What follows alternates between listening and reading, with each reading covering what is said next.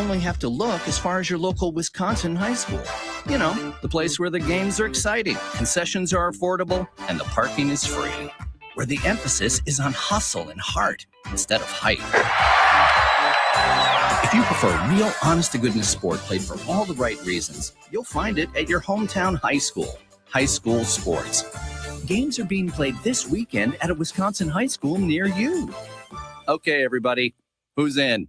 This message presented by the Wisconsin Interscholastic Athletic Association and the Wisconsin Athletic Directors Association.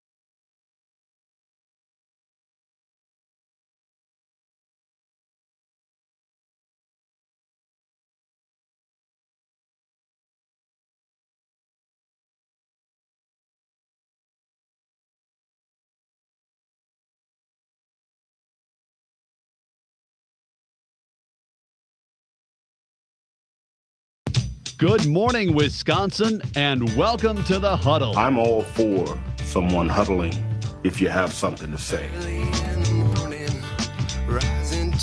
It's time to wake up and talk about the teams you love with the guys you love. It's just about getting the group together. I need you, you need me today. Let's keep touching each other. Let's make sure we feel each other.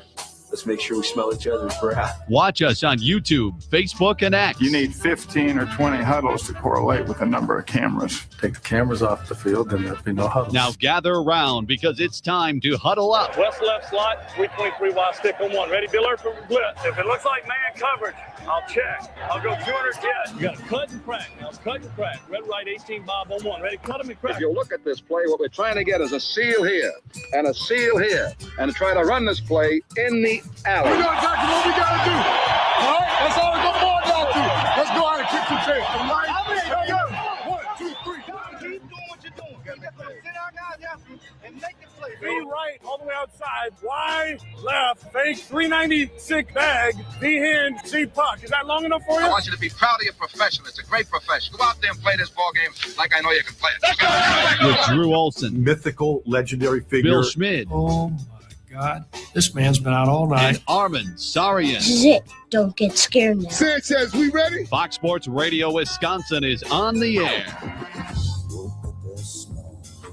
Welcome aboard. It's your favorite little morning program. Up with the Roosters, ready to rock rivers and shake lakes. It's the Huddle.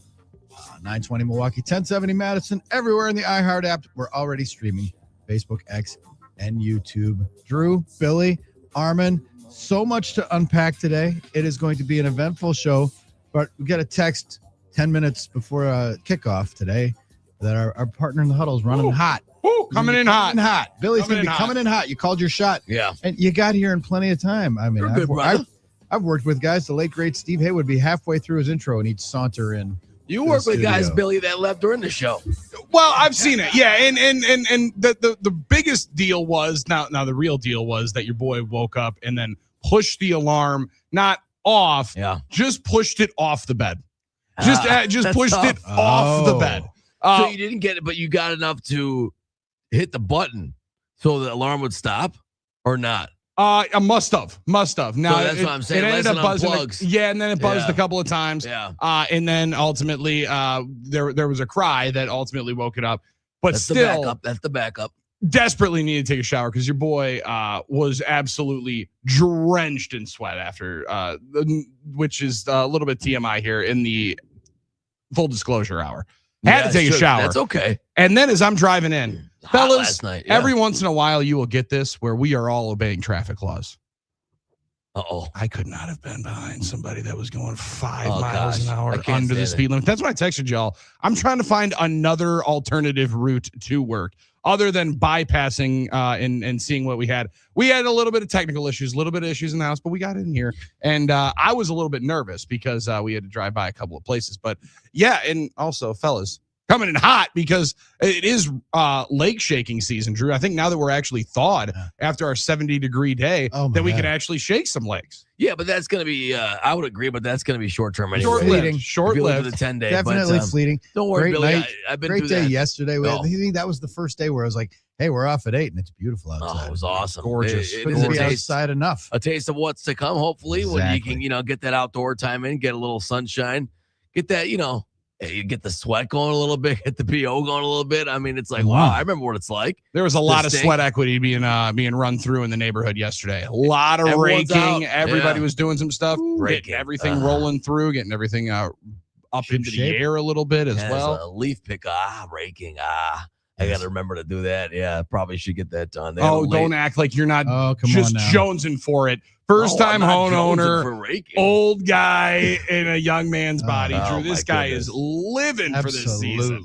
I will say, though, and you know me, I'm a rule follower, but I mean, if you are out there and there's no one else on the road and you're out there 5 under or you're out there doing something, I'm like, what is going on?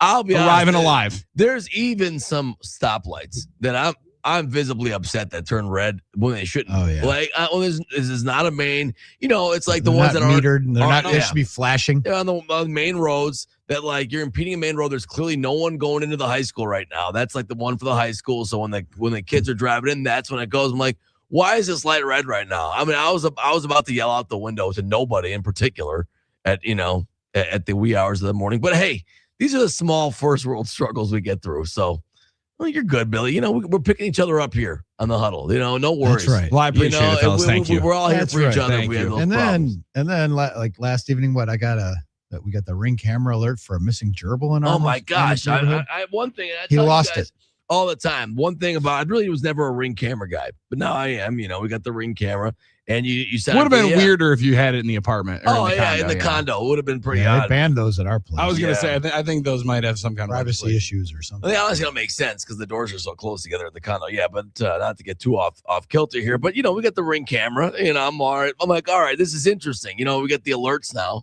You get the app. Mm-hmm.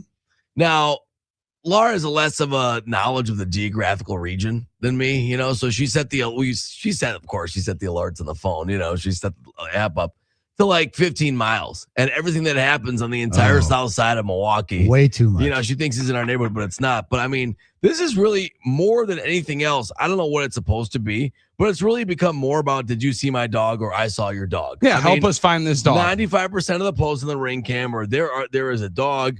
Did anyone hear that? It sounded like shots. No, it's a car backfiring, that type of thing, right? It's the same old thing, right? I get one last night at 6:56 p.m. because, I like to keep an eye out. None of these are really ever by me, but I like to keep an eye out. You never know if I can find the Boston Terrier that runs around or whatever. Anyone missing a gerbil? I know this is random. Brother, if you're on the Ring app to try and find your missing gerbil, I need a longer story. Like, I need to know what's going on. Like, well, you've got a gerbil. Wait, anyone missing a gerbil sounds like he found one. Found the gerbil. You found the right. That's right. That's what I mean to say. Yeah, but somebody lost a gerbil, and it's like, do you really think you found who's going outside seeing a rodent on the ground? A gerbil's a rodent. Okay. Seeing a rodent it's not a pet. Seeing a rodent on the ground and saying, "Wow, I think that's someone's pet gerbil. I'm going to go to the Ring app and see who's missing this." Well, gerbil. I mean, you can tell if it's was a it gerbil in one of those or a big mouse. plastic balls? Because then that would be kind of a giveaway. If it's in a blue spinning ball, yeah, that might work. Oh, that is so true. But you can tell the difference between a gerbil and a mouse. See, I don't know that I can. I've never had a gerbil, and I don't. I've dealt with mice, but they all look the same. My younger sister has a hamster, which is a different kind a little different. Yeah, a little different a look. little bigger. Unless you got that close to inspect it, and who gets that close? Like, they're out of there. Yeah. As soon as you see him, how do you get that close? So I don't know if this guy's. I think he's trolling. I think it's funny. So I think it's he for guys. got you because you got He fired got you up. because he got fired up. Yeah. And it's like Adventures with the Ring app. Wait till Armen discovers the joy that is the Next Door. Oh, app. just wait till Next God. Door. Oh Next my gosh, Door. I've resisted the invite. Oh, it's inevitable. Sketchy car driving around. It's an Amazon truck. It's all on NIMBY stuff, right? It is kind of funny, but they're really quick. There, I just want to pay this off. There are a few comments, and they're all neighbor 20, neighbor 7, neighbor 2. I'm not, but I must know. Did you find the dribble outside? Neighbor 7, just the eye emoji. Neighbor 24, OMG. Neighbor 23, my cat. Neighbor 18, oh, is his name Roy? That's mine. Neighbor 6, I think it's a rat. So I think everyone's having a little fun with that one, but I saw that pop up and I'm like, okay. Let's draw a line here. Yeah. Armen's like, let's take this seriously. You hate pets? No, that I don't gerbil hate is pets. some 6-year-old's whole world. I don't hate. Not that important if you let it out of his sight, out of the cage. Yeah, he shouldn't be running free. What is he having on the leash? Billy's taking him for a walk in the hood. All right, so today on the program we got Brian Butch is going to join us, the polar bear, friend of the program. Yes. He has to get some equal time under FCC regulations because he gets ripped a lot by Matt LePay on the show. So very true. Butch Yes. gets some equal time. No, we're going to talk to Butch. He's got some stuff cooking, and he's our buddy forever. So And Butch March tournament time is one of it's college basketball fans' favorite time. Knowing Butchie and talking college hoops with him a lot, I don't know that it's Brian's favorite time. I don't necessarily know. I think he gets as geeked for like November games as he does for March. He's just geeked all the time. Battle for Atlantis is as good as a 5-12 matchup in March, if not better for Butchie because of what's happening on the horizon. So I'm excited for this one. That's a good point. I think he kind of looks at this. This is a concert reference. All right, you're gonna like this, Drew. He kind of looks at this as like when the NCAA tournament is like when the band plays the 2 hits and everyone only knows the 2 hits. Yeah. And everyone else that's a hardcore deep cut guy gets annoyed by those kids.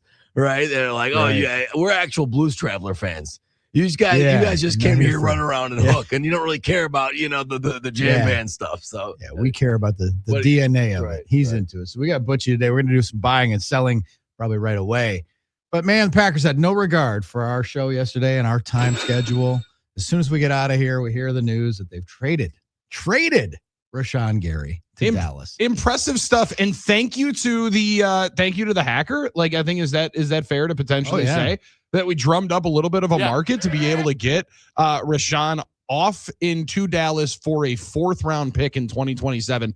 Now it's not whatever the old school Jimmy Johnson drew trade value chart, not a full 4th round pick or wherever the value comes in. Chart, oh man! But now they come into next year without a 1st round pick, with projected like 8 picks in the first 4 rounds. Yeah.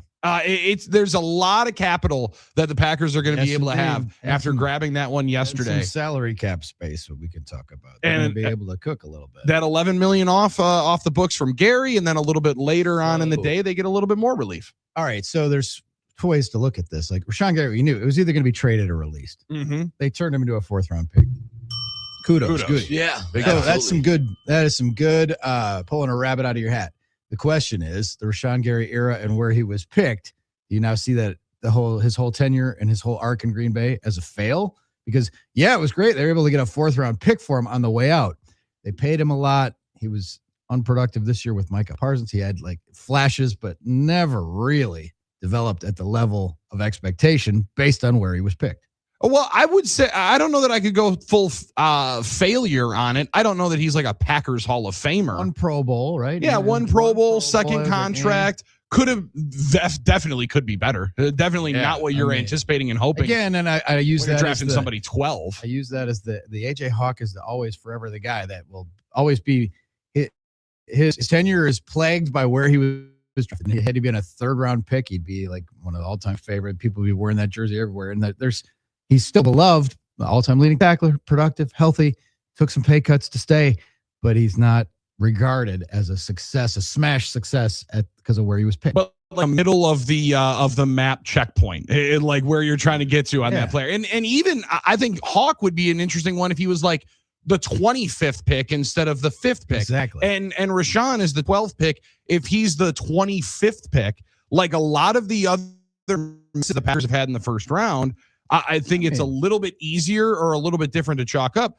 But he's the 12th pick, and you draft him in a year as well when you just spent the most money you had in free agency, damn near in 20 years on Za'Darius and Preston Smith, and backed it up with Rashan Gary, and kind of always were waiting for the next moment. Always waiting for the next moment. That was what's tough about it. I mean, after 21, and then of course 24, you just expected more, and unfortunately became more akin to Nick Perry than like he hit the inside straight though because he had a big year right when he needed to. A lot of guys seem to do that, right? And it's like go figure. And they paid him, and now he's like his his salary right now is not commensurate with his contributions. Even close. He's not a $20 million player. He's more of a league average. Our favorite war, wins above replacement. He's almost like the replacement edge. He's almost like a baseline. He's not special. He's not right at the same.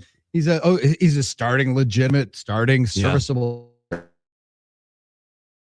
But not been that right now. Which is a shame. And he hasn't been. But when he had a good 24, you bring along with Micah, he has a pretty good start to the year, and then the faucet just turns off. I think that's the frustrating part. So again, how do you look at it? Is it a success? And like getting a 4th round pick, it's like, whew, I got something for him. Rather than just release him. But a 4th round pick for a guy that you would hope is when you in Green Bay, you got to look at expectations. The 1st round pick.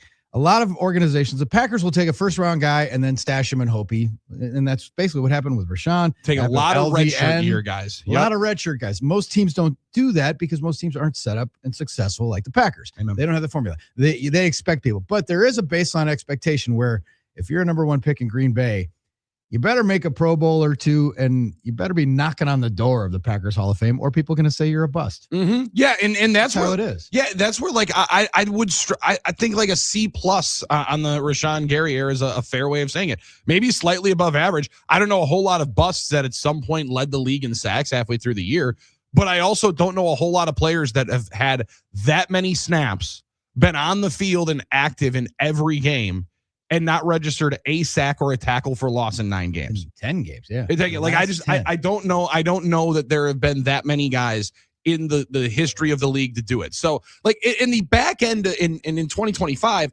it got so bad, Drew, that I almost, again, maybe this is a low bar to clear here, but there was a feeling like they were going to try and maybe stretch the money out, maybe move it around a little bit to keep him around. I like that they said we need to get better. We need to open this up. And more importantly, now we need to see if we completely missed on another one, right? Like you need to give as many opportunities to Lucas Van Ness as possible here to figure out if not only with the 12th pick, you got a base hit, an infield single with Rashan Gary, or a ground ball double play over to short with LVN. Is definitely on the clock and has been, but he's definitely on the clock this year. Big time to produce. Big time. That happens. Then comes the news that Malik Willis is going to Miami. So Jeff Hafley and company and John Eric Sullivan, they went out and the no taxes and the sunshine over Arizona and Mike LaFleur and their rebuild project. And apparently, and not necessarily as much money as everybody thought, or like some of the excited projections got to. But damn, if we're talking about $45 million guaranteed, not being great, I would take that deal. 2 years, $45 million guaranteed. And that's essentially what it is in the 3 at 67.5, because I think the last year is basically a complete non-guarantee. What a haul for Malik Willis, and to give him a legit shot for a full year probably starting. And congrats to Malik Willis, who completely revived his career and therefore will make the generational money because of it. You know? And as we look, and again, you sift through Goody, like, what a fail on Rashan Gary. Malik Willis cost a 7th round pick. You got 2 years of incredible high level, probably best in the league backup play out of him. And then you turned him into a 3rd or a 4th rounder. Yes. That's a huge W. I don't know if it's enough to offset a miss or a broken bat single on the 12th pick, but that's a win. That's general managing. That is winning teams do make moves like that. You have to be able to churn some of those out. And Drew, that's where I thought that the money ended up being pretty. I think it's going to be right on the line if the Packers are going to get a 3rd or a 4th in the compensatory range for it. It maybe is also why the Packers are a little bit hesitant right now to jump and spend bigger money in the free agent pool, although I think they might end up having something cooking up their sleeve in the cornerback market later on here today. Oh, man, the cap space is clear now, so you hopeful. Or the D-tackle market. Yeah. And then Kingsley Enagbare goes to the Jets. That one kind of shocked me. Like a 1-year, $10 million deal. That was exactly what I thought he would sign for, and exactly what I thought he would sign for with the Packers. And it's like, so the Packers see him as a backup special teamer, like a 3rd edge guy. As a Baron Sorrell. That's an important role. And so it's like now Colin Oliver and Baron Sorrell are on the clock to step up and take those, because Kingsley Enagbare is a pretty good player. He made some splashes. $10 million 1 year. I was like, wow. And like Packers didn't value him at that. I guess not.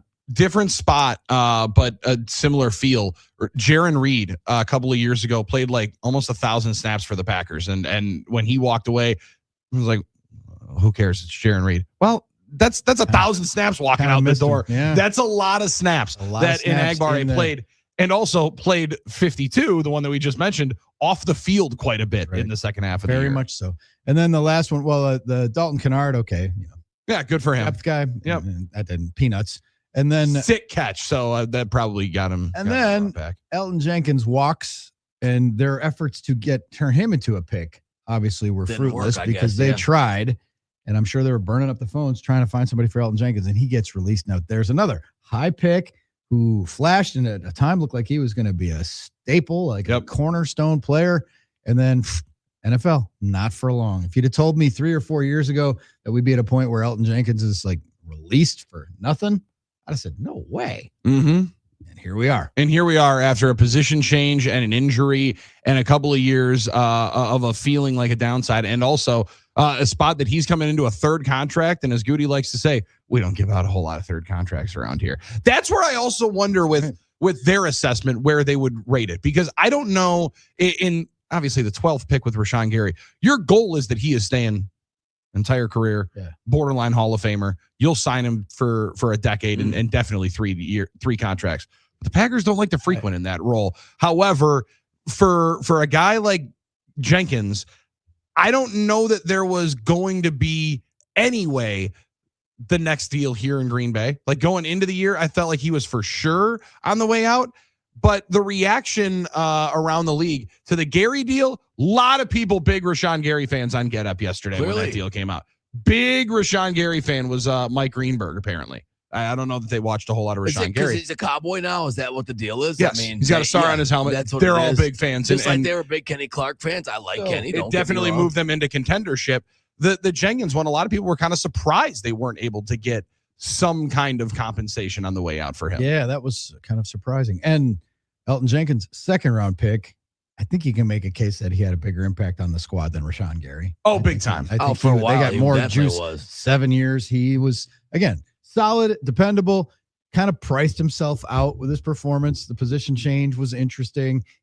That became a sticking point. But wasn't it like you go back now and read the tea leaves, like bringing in Aaron Banks, like they were paving the way for and then like the Sean Ryan thing. Well, of course, that extension meant see you later, Elton. See you later. So Belton and Morgan, that law firm as well, that was Belton pushing him Morgan, out. And so that all that stuff told you that he likely wasn't going to get that. And I think Jenkins Pro Bowls came when the Pro Bowl was like borderline meaningful, right? Like where like it still kind of had a line of demarcation. The first couple of years were pretty good. Now maybe it's just age and father time being undefeated, but then he was, and then you got priced himself out. His best years and his cheapest years, right? Yeah, and he priced himself out. Like they paid him commensurate with the market, and so now they're moving on. And then Quay Walker goes to 340 Vegas. to the Raiders, and then that's 28 guaranteed. Is that what you guys thought with for Quay? I mean, just about. Now I don't know that I expected him and Nakobe Dean, his linebacker brethren at Georgia on the national title team, to go both to the Raiders within 5 minutes of each other. But there you go. As both of those former Bulldogs go off the market, and the Raiders spent a lot of that cash that they had stopped. The Raiders, they went shopping like they had stimulus checks. Like they had all kinds of only one in those 9 figures, so they were spending it. They spent money on my man Eric Stokes, and congrats. How about Eric? That's the most surprising one. Probably there's your Bulldog reunion right there. Eric Stokes saving his career basically last year. So Quay Walker's going to get him a 5th round comp pick on the way out. So you're right. Next year the picks will be loading up, and they'll have some flexibility. A lot of capital for a team without a first rounder. Interesting times, and it was only day 1. Day 2 is today. We'll dive into what's going to happen, what the shakedown is. 877-794-1973 to the NicoletLaw.com talk and text line. We're buying and selling. Dolph will be here for halftime soon. Butchie joins us after 7:20. You're in the Huddle on Fox Sports Radio, Wisconsin.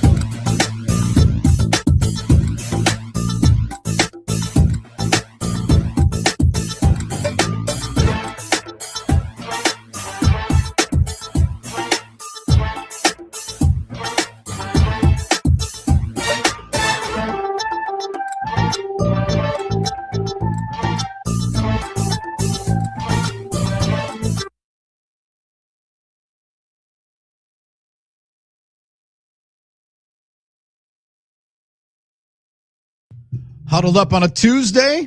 Drew, Billy, and Armen bringing it to you from headquarters. 877-794-1973 gets you to the NicoletLaw.com talk and text line. Might as well kick around some buy or sell. Buy or sell that the Packers had a good first day of the legal tampering period. They're one of 5 teams that has not yet signed a free agent. That could end today. Very much could end today. Could end during our show. There's already deals going down. Elijah Vera Tucker signing on the East Coast, right? So now, as long as we're not necessarily going after maybe a Seahawk corner, that might have to happen later on in the morning, Drew, because that West Coast time. But I think we could see a little bit more action here. But I'll be surprised almost more if by the time we start this show tomorrow, if the two Packers that I was really expecting to go on day one, Rasheed Walker and Romeo Doubs, are still on the market. That was a little bit feels like the rest of the receivers going off the board, Evans obviously and Pierce and stuff. It feels like the market's going to be strong for Doubs, and it's going to happen soon today. Well, I'm interested to see what happens, where he goes. Good for Mike Evans. Man, did he want out of Tampa? Man, it's not about money. It's about a new challenge. Okay. The more and more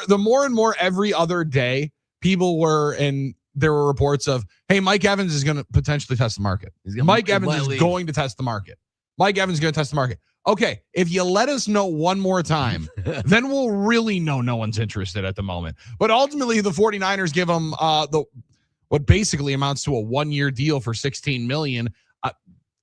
They had floated out there, Drew. He's got a 1-year, $27 million offer on the table. Yeah. I don't know if that was from the UFL or not, but good for Mike Evans going from the state with no state income tax to the one with the highest state income tax out there for the San Francisco 49ers. Watch out for that substation. Clearly wanted to go to get the ball thrown to him by Brock Purdy. I mean, it's fine, I guess. It is interesting because you're right. I don't know if the agents have put it out there, but everything you read, they like fall over themselves and tell everybody, he had more offers elsewhere. He had bigger offers elsewhere. This wasn't about money. It was about, quote, a new challenge. I'm like, all right, well, you went as far as possible away from Tampa. You went to San Francisco. So there you go. So we're Doubs and Sheed so far. None of the Packers cast-offs, if you will, refugees, have left for the NFC. They're all going to the AFC. So pretty good point. That's true. Yeah. They're not going to Chicago or Minnesota. Well, and neither of those teams necessarily had big days yesterday. I thought the Lions had a nice day. They grabbed a couple of offensive linemen. They desperately needed to rebuild that room. The Bears grabbed Devin Bush from the Browns to fill their linebacker spot after they cut Tremaine Edmonds. Seems like a nice move. 3 years, $30 million, 21 guaranteed. Devin Bush was a former first-round pick. Seemed a little bit underwhelming, but had a little bit bigger of a year last year. The interesting one, Drew, is you just felt like you saw a lot of guys, a lot of definitely former high picks as well, on teams where it felt like their own team felt like they're good, not great, right? Like, I mean, Reek Woolen is one that I think of in Seattle. Their team must think they're good, not great. Nakobe Dean and Quay Walker, the linebackers that both go to Vegas. I think the Eagles and Packers both could have, if they really desperately wanted to, sign those guys to those deals. They felt okay letting them go. It's the most fascinating rhetoric around free agency because all of these guys are so game changing when their name's on paper. But there's always a reason why you hit the market. And I think the hesitancy and the 5 teams that have not signed an outside free agent that you mentioned, the Packers are one of those teams. I think Seattle's on that list. Yeah. Jacksonville's on that list. Eagles, maybe? The Eagles are on that list. There's some pretty good organizations. That's the thing. And ones that I think are going to make their hay coming up in the next couple of days. And trying to think ahead, too, to how many guys. I mean, just, right. In reality, so many of these contracts, are going to become bad contracts at some point that the fans are frustrated about. When you rip, and this is, again, from our position of luxury, and it's entitled town, but when you rip the Packers because Rashan Gary is not ticketed for the Team Hall of Fame after being drafted high. And then you look and see, all right, the Falcons are going to sign Tua. This is a team that threw the bag at Kirk Cousins, drafted Michael Penix, and now they're throwing more money after bad, more dumb money after bad to get Tua for a year. Yeah.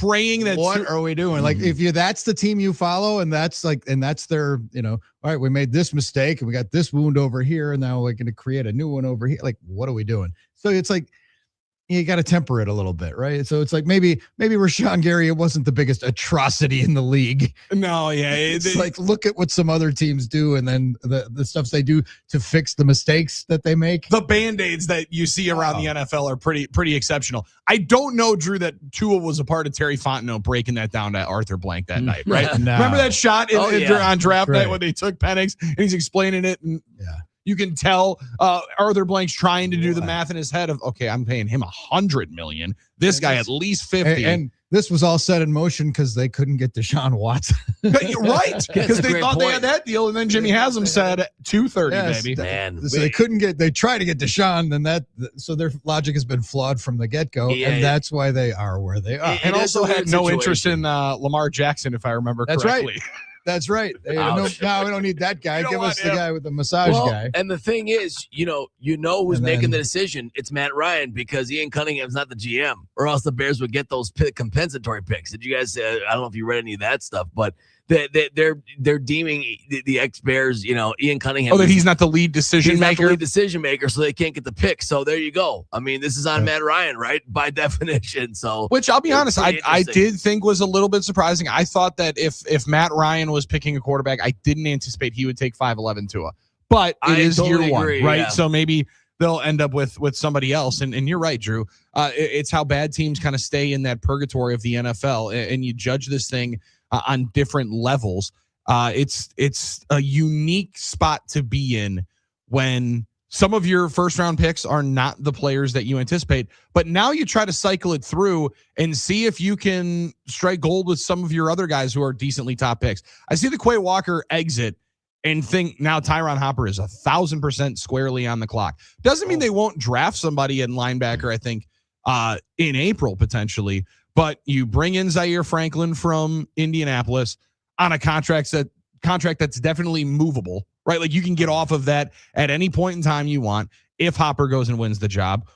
If Isaiah McDuffie, God forbid, ends up winning the job or whatever you have, or Christian Welch, who ends up coming back next year, he's back, is going to be a part of it. They've just given themselves some spots and some flexibility where I think they can truly go in April, a lot of best player available, just as long as they end up addressing it somewhat with a veteran defensive lineman and somebody in that cornerback room. Like those are going to be the primary spots you need to improve, and they'll definitely throw capital at. But if you feel like you can grab and you're getting good value at linebacker, you're getting good value on the offensive line, definitely tight end's another spot that's an interesting one right now. I think now they feel and have some flexibility and some malleability where they feel like they can actually go after best player available. Can we do a quick buy or sell if we start this thing up? One that I saw yesterday that I don't know where you guys see it. This Easton Butler is a Twitter account dude that is following the Green Bay Packers and putting out a lot of rumors and things like that. And a lot of people were glamming onto something he had put out of the Packers and Eagles discussing a Jalen Carter deal. Now, Jalen Carter is 1,000% available. Right, like they have made him available with the amount of conversation the Eagles have had around Jalen Carter. And the way he beat us up 2 years ago, I can't ever tell you I'm not 100% excited about the idea of it, Jalen Carter, right? I am all good on the Jalen Carter sweepstakes. Really? Yeah, I am all good on the Jalen Carter sweepstakes. Think he's a phenomenal player. I thought we needed rhinoceroses and stuff. They're paying Jordan Davis for a reason. Again, you look at why guys are available. And I think Jalen Carter is a phenomenal player. I think when he wants to be, he's the best player on the field. I don't know how much he always wants to be the best player on the field. You have already subtracted a little bit of that Georgia backing that he had right there. Like if he's not going to get re-up Drew in Philly, I don't know that I want to be the one that's giving him the $100 million and taking that risk. Nope. It's a lot of money, but isn't sometimes that's the only way great players become available and you have to remotivate them? We saw it with Woodson, even in 2005. I mean, it is a risk though. I will say that in that sense, because you're giving a lot of money to a player that might not give you the return, but maybe with Micah there, a different structure, environment, Green Bay. Well, did Micah motivate Rashan Gary? Because didn't he look out of shape? And no, but I think Jalen's better. And I think low snap counts and got benched and was kicked off the field by Kingsley and Agbar. And had his brother just roasting him on the bird yesterday. I mean, Ooh. Oh, I missed that. I gotta see Dude, that. it was tough. It was rough. Some tough moments for Rashan on the app yesterday. That's from, who, when Micah Micah talked about conditioning, that was the shot. Across the bow. might have been one there. Sure looked like it. I dare people to race me to the ball. I love that. See, that's but that's the type of leadership that might help with Jalen Carter. I just feel like you got to take shots to have great players and great positions. Armen, but again, it's not like he's playing in Tennessee, and No, like I there hear you. shouldn't be great motivation. He's played for the Philadelphia Eagles. They just won a Super Bowl 2 years ago. Yeah, they did, but it's and been if a you're mess still there. questioning motivation, you're still questioning intensity and passion for the craft. At what point do we stop having to? Right? Like at some point, this is pro football, and you do need to be legit self-motivated. And there are great stories of my man like falling asleep, like sleeping in the locker room, rolling out, having 2 sacks. Again, exceptional talent. Right. I just don't know that when you're backed up with capital draft-wise, that's the swing I'm taking. I'm going to move around the margins. I'll let somebody else make that move. There you go. 877-794-1973. It's a buy or sell Tuesday. You're in the Huddle, Fox Sports Radio, Wisconsin.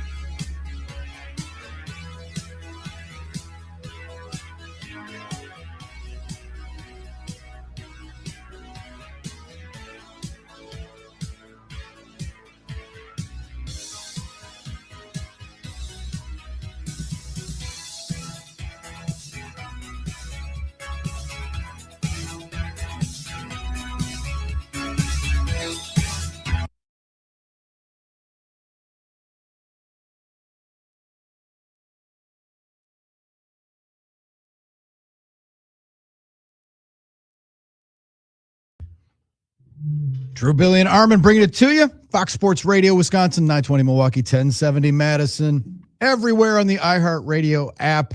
And, of course, streaming live on X, YouTube, and Facebook.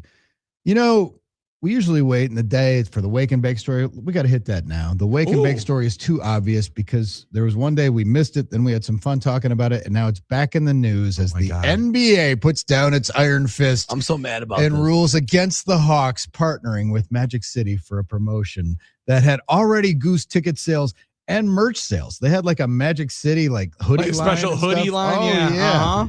And so now the NBA says, well, our partners, it's not a good look. You can't partner with a strip club. We got to take our money from casinos. Yeah. Come on. You can't partner with a. All because Luke Cornett Shaker wrote post. a blog post. And who knew people were still writing posts on Medium, especially NBA bench I almost players. thought it was a Tumblr or something. I know. NBA bench player. So Armen, explain what he wrote. Yeah, to people who don't know. basically Luke Cornett wrote an article, the Spurs player wrote an article on Medium, basically a blog post, saying, he was disturbed by the idea of a night like this, honoring a strip club, basically that we should look to empower and support our women, not look to degrade them. And, people can have their opinion on these type of establishments one way or another. Degrade them? Yeah, he said something like that. How do I degrade somebody by shoveling $20 bills in their giving direction? Cash. Yeah, Come on. Exactly. So, we if had that's this discussion. degradation, sign me up for degradation. It's called investing, Luke. So my entertainment dollars. What do we say? Invest in memories? Come on. Yeah, right. And he said he wasn't comfortable, although he wasn't involved in the game. Well, and I guess, I don't know if this is the only reason. That's what I say. The NBA said multiple stakeholders involved were concerned Where with does Luke Cornett play? I think the Spurs, right? Okay. Yeah. I thought this sounds very much like a comment that was coming from a Jazz player or something. Well, I mean, it's not that what far are we off. talking about? And the thing is, that what were they doing? They were giving out wings and they were giving out shirts, and it's tongue in cheek. I don't think anyone's sitting there saying, like, it's disrespect women night. However, maybe the optics for them are bad at the NBA if they consider, like, hey, International Women's Day was just, I don't know. And I understand if there are people saying, look. Well, it was a week after International Women's Day. Yeah. And I don't want to make this a flippant. I don't want to trivialize this because it's a serious discussion for some people, but it did feel like, all right, this was going to be something funny. And there was a promotion, and now they're just nixing it because they got nervous about how people were going to view the NBA. Well, I appreciate that you're gonna couch it and feel good and take. No, I appreciate that you're considering the important stuff here. The impact of it. The right? impact of it. Yeah. If we're really that worried about what everyone else is doing, then maybe Luke Cornett, we should focus on beating the Atlanta Hawks every single time you go play. Like, I just don't get it, especially if you're not exactly associated with it. Sure, you wear the logo. I totally understand. But Drew, like you mentioned, it's not like it's the only vice that you're going to see celebrated or lauded in an NBA arena where they're going to have full sections dedicated to alcohol endorsers. Exactly. Like, again, is it the greatest idea that anybody has ever had? I think there's a reason why it's the first partnership with an adult entertainment spot. There's more to Magic City is more than just. It's more than a strip club in Atlanta. Yes, that's what I would say. Yeah, it's like it's a cornerstone. It's like it's a part of it's in the ether. It's in the culture. Magic City. It's like, Atlanta culture and all that it stuff. Is. Right. It means more than just like Rick's Cabaret or or whatever. I wouldn't know. Silk Platinum. Right, but there's not just many that means that more. People will associate with in just about every 50 states. There will be most people will recognize Magic City and laugh and think either Lou Williams, or they'll know something from a Ludacris song. So like and T.I. Yeah, T.I.'s still going to perform at halftime, guys. They're not canceling the T.I. concert. He's still going to perform at halftime. So we can still get whatever we want, whatever you like. You can still get whatever you like. You can still live your life. All right, good. Actually, you can if you're the Hawks. I mean, you can't live your life the way you want. But by the way, Al Horford was out, and so we said, well said, Luke, on the deal.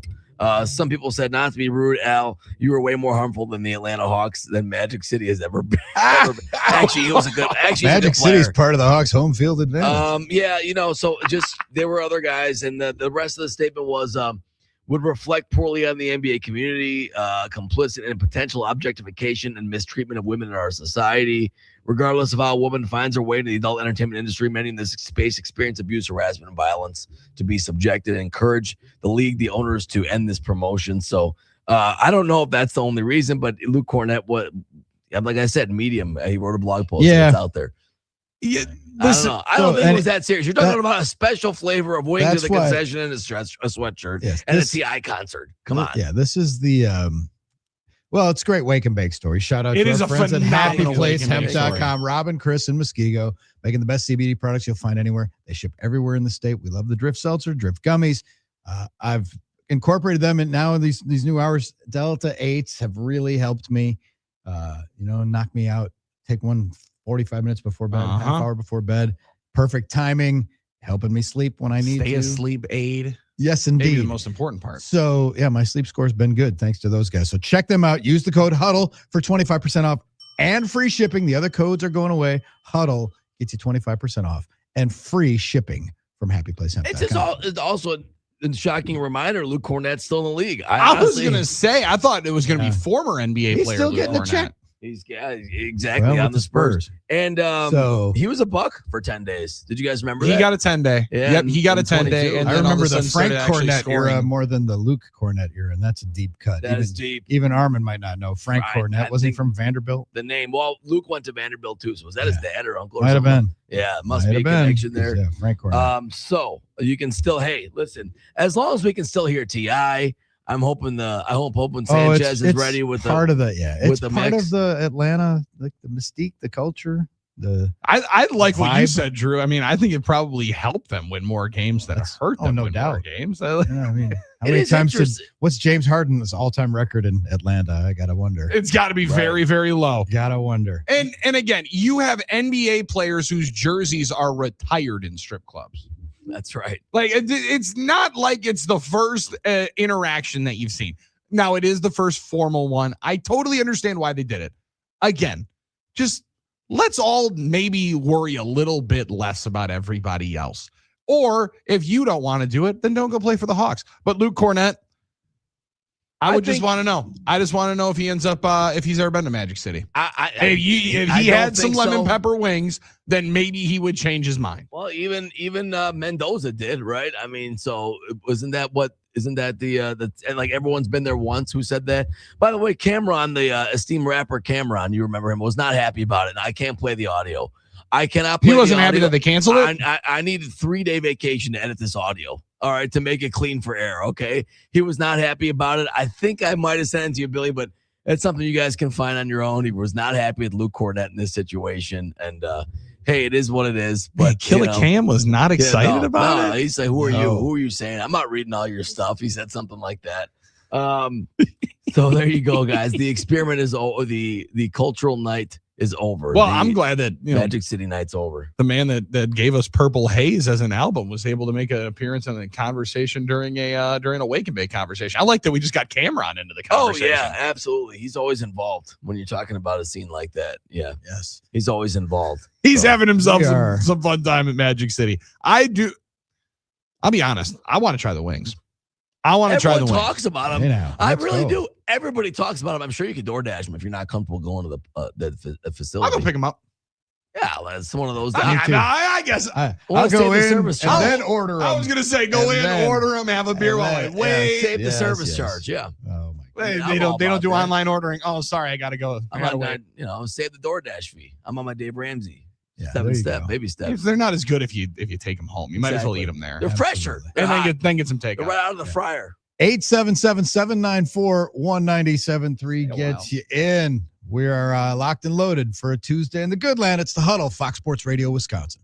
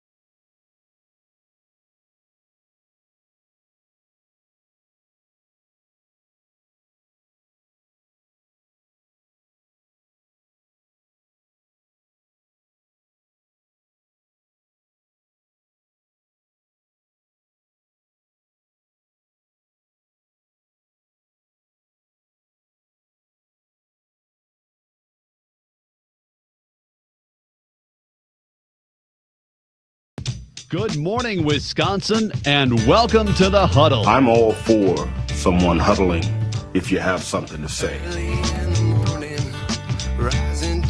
It's time to wake up and talk about the teams you love with the guys you love. It's just about getting the group together. I need you. You need me today. Let's keep touching each other. Let's make sure we feel each other. Let's make sure we smell each other's breath. Watch us on YouTube, Facebook, and X. You need 15 or 20 huddles to correlate with the number of cameras. Take the cameras off the field, then there'll be no huddle. Now gather around because it's time to huddle up. West left slot, 323 wide stick on one. Ready, be alert for blitz. If it looks like man coverage, I'll check. I'll go 200 jet. You got to cut and crack. Now cut and crack. Red right 18 Bob on one. Ready, cut him and crack. If you look at this play, what we're trying to get is a seal here and a seal here and try to run this play in the alley. We know exactly what we got to do. All right? That's all we're going to do. Let's go out and kick some tail. All right? 1, 2, 3. Keep doing what you're doing. Send our guys after and make the play. B right, all the way outside. Y left, fake 396 bag. D hand, C puck. Is that long enough for you? I want you to be proud of your profession. It's a great profession. Go out there and play this ball game like I know you can play it. With Drew Olson, Mythical, legendary figure. Bill Schmid, Oh, my God. This man's been out all night. and Armen Sarian. This is it. Don't get scared now. Sanchez, we ready? Fox Sports Radio Wisconsin is on the air. Dominating the airwaves on a Tuesday in the good land. It's the Huddle. Drew, Billy, and Armen bringing it to you. 877-794-1973 is your link to us. A lot of comments on the YouTube stream as well. Oh, yeah, they're firing up. Hey, Always listen, like it. A lot of comments in the last story. A couple of Cameron reactions to it. A lot of people talking Cornette and company. Troy Casper says he lost trust with every single NBA player with that comment. Do you think he'll get froze out now by the NBA by guys on the court? Very well could be. We're not passing the ball anymore. Could be. He's going to have to really start specializing in the offensive glass. I Don't guess so. disrespect Magic City. That's our wake and bake story. I'll tell you this. He's probably not getting invites on the road much. Stuff Probably like that. not. He probably doesn't want one now. And according to the Wikipedia, he is the son of Frank Cornette. Of course, a Vanderbilt guy makes sense because Frank Cornette was a second-round pick of the Bucks in like the late 80s, and he played maybe 50 games or 80 games or something in 2 years. And never went on the border. Nothing. No, probably not. Probably not. So, I don't know. Luke Cornette. I don't know. Establishment like that, an institution. For the Spurs. All right. Packers free agency, the shopping list, defensive line, cornerback, and maybe a couple other Drew, other folks here. I think one of the interesting spots is tight end, right? Like, I mean, and now I don't know that you're spending it in first week in free agency. I don't know that you're grabbing one of your first couple of picks at tight end, but Tucker Kraft is awesome. I like the fact that the Packers put out a post yesterday. I don't know if it was like a preemptive strike knowing they weren't going to sign anybody, but the Packers social media department put up like a Tucker Kraft's ISO cam. He's coming off of a torn ACL. You're going to sign him to a massive extension, probably top 5 in the market coming up this offseason, but he's going to need some help. He's going to need he's going to need a number 2. And in a league where you're seeing more and more teams running 3 tight ends with regularity, I don't know that you can count on Luke Musgrave to be a part of that. As nice as John Fitzpatrick is, I think he's a very replaceable player. And Josh Wiley showed some things, but he's also going to be a free agent as well. So I think that's a spot where there's a number of them on the market. And I wouldn't be surprised, and I'm kind of almost like it, if the Packers brought in Tucker Kraft, a wingman there in that room. All right. It is interesting because I think that's probably the last position most fans will think of intuitively because you have a really good player at that position. But I get your point, and it's a value to the league. I think that's the big thing, the value to the league. But the problem is I think a lot of people are going to think, well, don't we need underwear and socks first before we go shopping for fancy jackets and stuff like that? But I'm not saying that's correct. To that point, is Tucker Kraft, he's going to get the extension. Then what of Christian Watson? Does he get one as well? I assume he's also in that camp, right? Like, is that where some of the money that we look at now is headed? To the contract extensions of Watson, Kraft, and who am I missing in here as well? There'd be one other one in here, and Aaron Nagler was talking about it a lot yesterday. But you already have signed Zach Tom to a contract extension.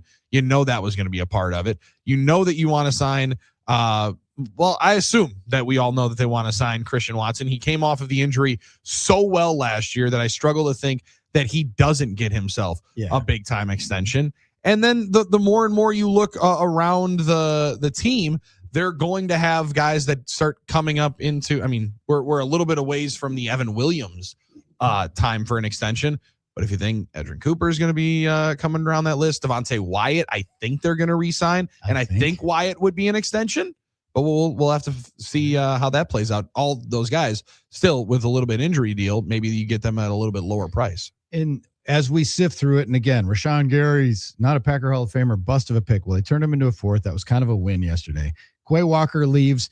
They replaced him with a guy who's arguably as good at half the price. Mm-hmm. Yeah. Zaire Franklin looking for a bounce back. But again, if you're going to carve on Goody, how can you look at the 2022 draft and say that wasn't one of the better drafts that anybody's had in the last 10 years? Quay Walker, Devontae Wyatt, Christian Watson, Sean Ryan, Romeo Doubs, Zach Tom, Kingsley Enagbare, then Tariq Carpenter, Jonathan Ford, Rasheed Walker, who's like one of the top guys. That's a pretty good class. And Samari Toure. It's a really good class. And Drew, that's what class. That's depth. That's guys who contributed. And that's why I guess maybe I'm just a little bit more surprised they haven't tried to find a way to keep some of those guys, right? A couple of those guys more than they ultimately have, right? Ryan's up being a piece. Rasheed Walker, it seems like he's as good as gone. Just positional value is going to take him away. I thought he would get signed yesterday. I assume he will early here today. But you got a lot of snaps, a ton of snaps for this team on that grouping. It's like 7 starters. And a lot of guys walking out the door that, maybe we will realize it once they actually sign elsewhere.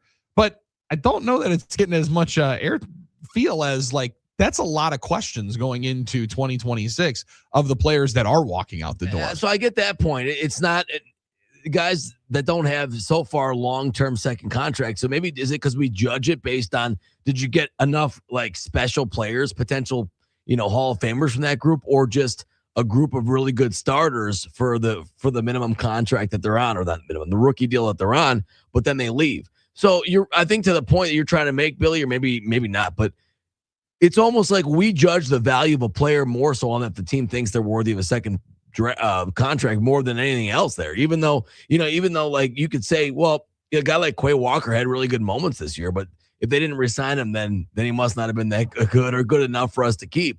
Even though if you're just looking for value at the money, that was pretty good, even if he moves on somewhere else. So it is interesting how we decide in posterity how to analyze these guys. Like, okay, is it based on greatness or is it based on quality and value and money efficiency?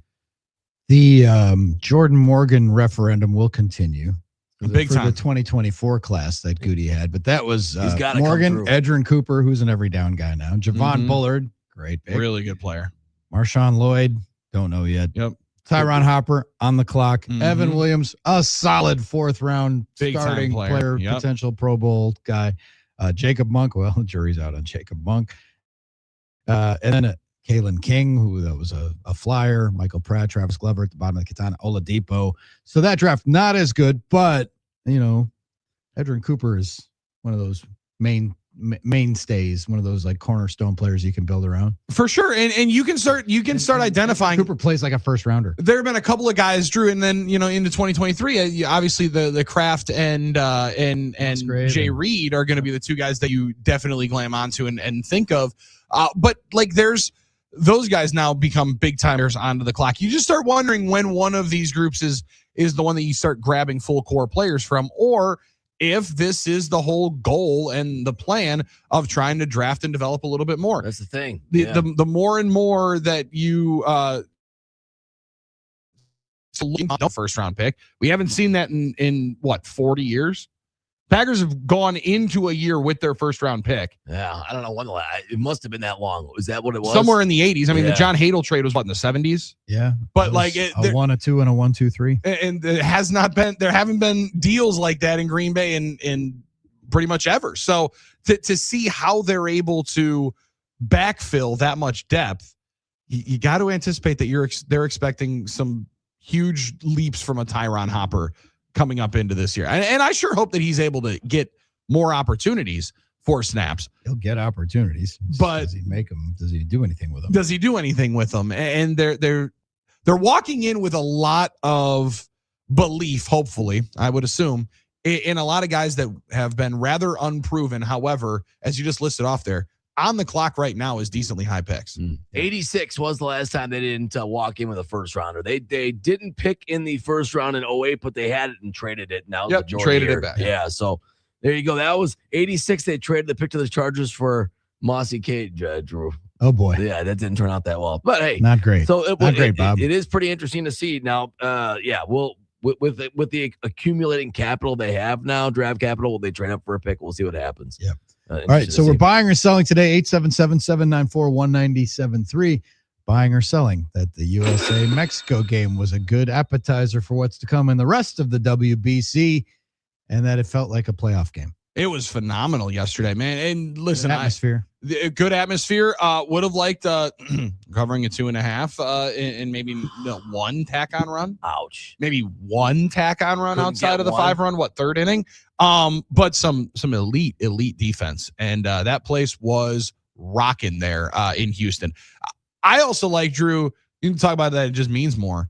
I like that we get a little bit of the teammate rivalry. You see Arozarena trying to dap up Cal Raleigh. Yeah. Get that hand out of here. See, I don't like that. You're on the same uniform now. You know what I mean? Like, I don't like that. So what do you mean? Different uniform. Yeah, so, I know, but I get your point. Yeah.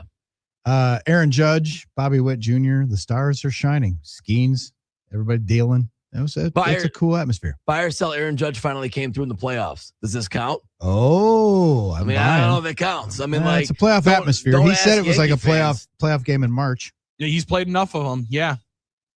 Yankee fans aren't going to like that because they're always complaining about him not, hitting home runs in March and things like that. But I don't know. I saw a lot of Yankee fans taking a lot of pride in Captain America yesterday. Which they love him. I think the sense I get is Yankee fans love Judge. They just wish he'd come through in the playoffs more. I was watching it yesterday, and I think the whole team needs to outside of Stanton in some of those moments. But I totally get your point. Oh, yeah. Now, but watching it too and seeing more and more of the guys, you mentioned Bobby Witt.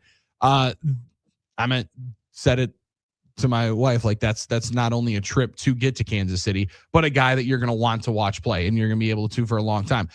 Aaron Judge coming to American Family Field every other year is something that I don't take for granted, knowing how long it was for generational stars to come through and the few and far between times like Mike Trout had played for the early portion of his career in Milwaukee. We got one shot to see Jeter, I think, right? One shot to see him. And I'm excited.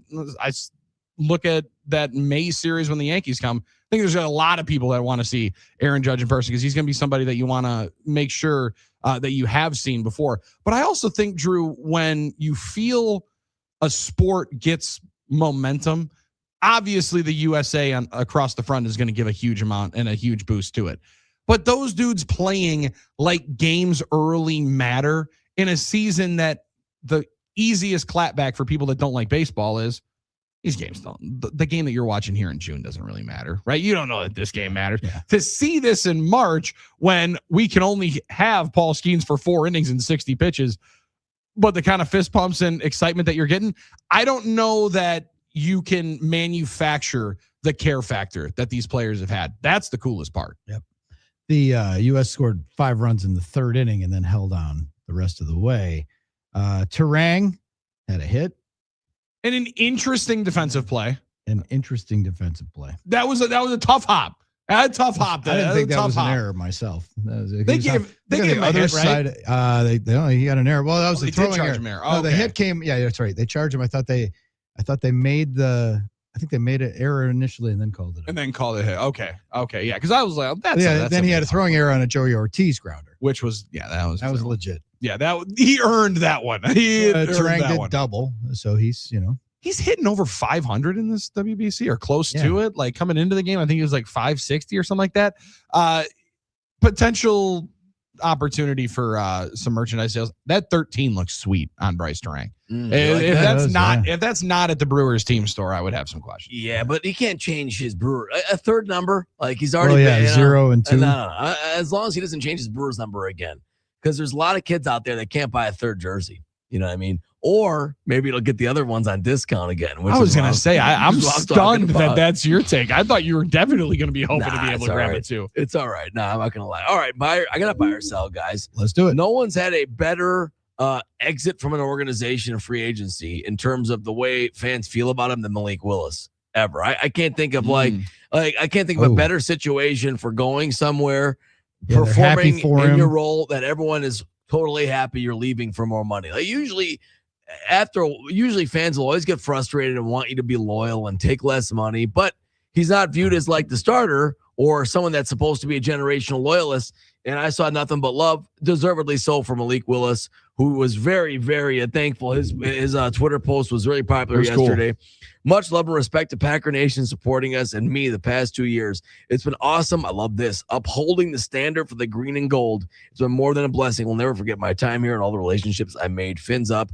And then he had a Bible verse, Matthew 6:33-34. So really happy for Malik Willis. I can't imagine anyone doing it better in terms of leaving and having everyone love you from that organization. So John Eric Sullivan and Halfley, who've worked closely with him for the last 2 years, now cast their lot with Malik Willis. The South Beach Packers roll in even stronger. I wanted to push back and wonder like how my man Charles in Arkdale is taking it. Good point, because he wanted him as the starter. And so more tight end delays and stuff. Yeah. But I'll say I do think you're right, because he wants him to go be a starter, be awesome, and then be able to dunk on everybody saying, here, I'm telling you, that guy needs to be our starting quarterback at $20 million instead of $50 million.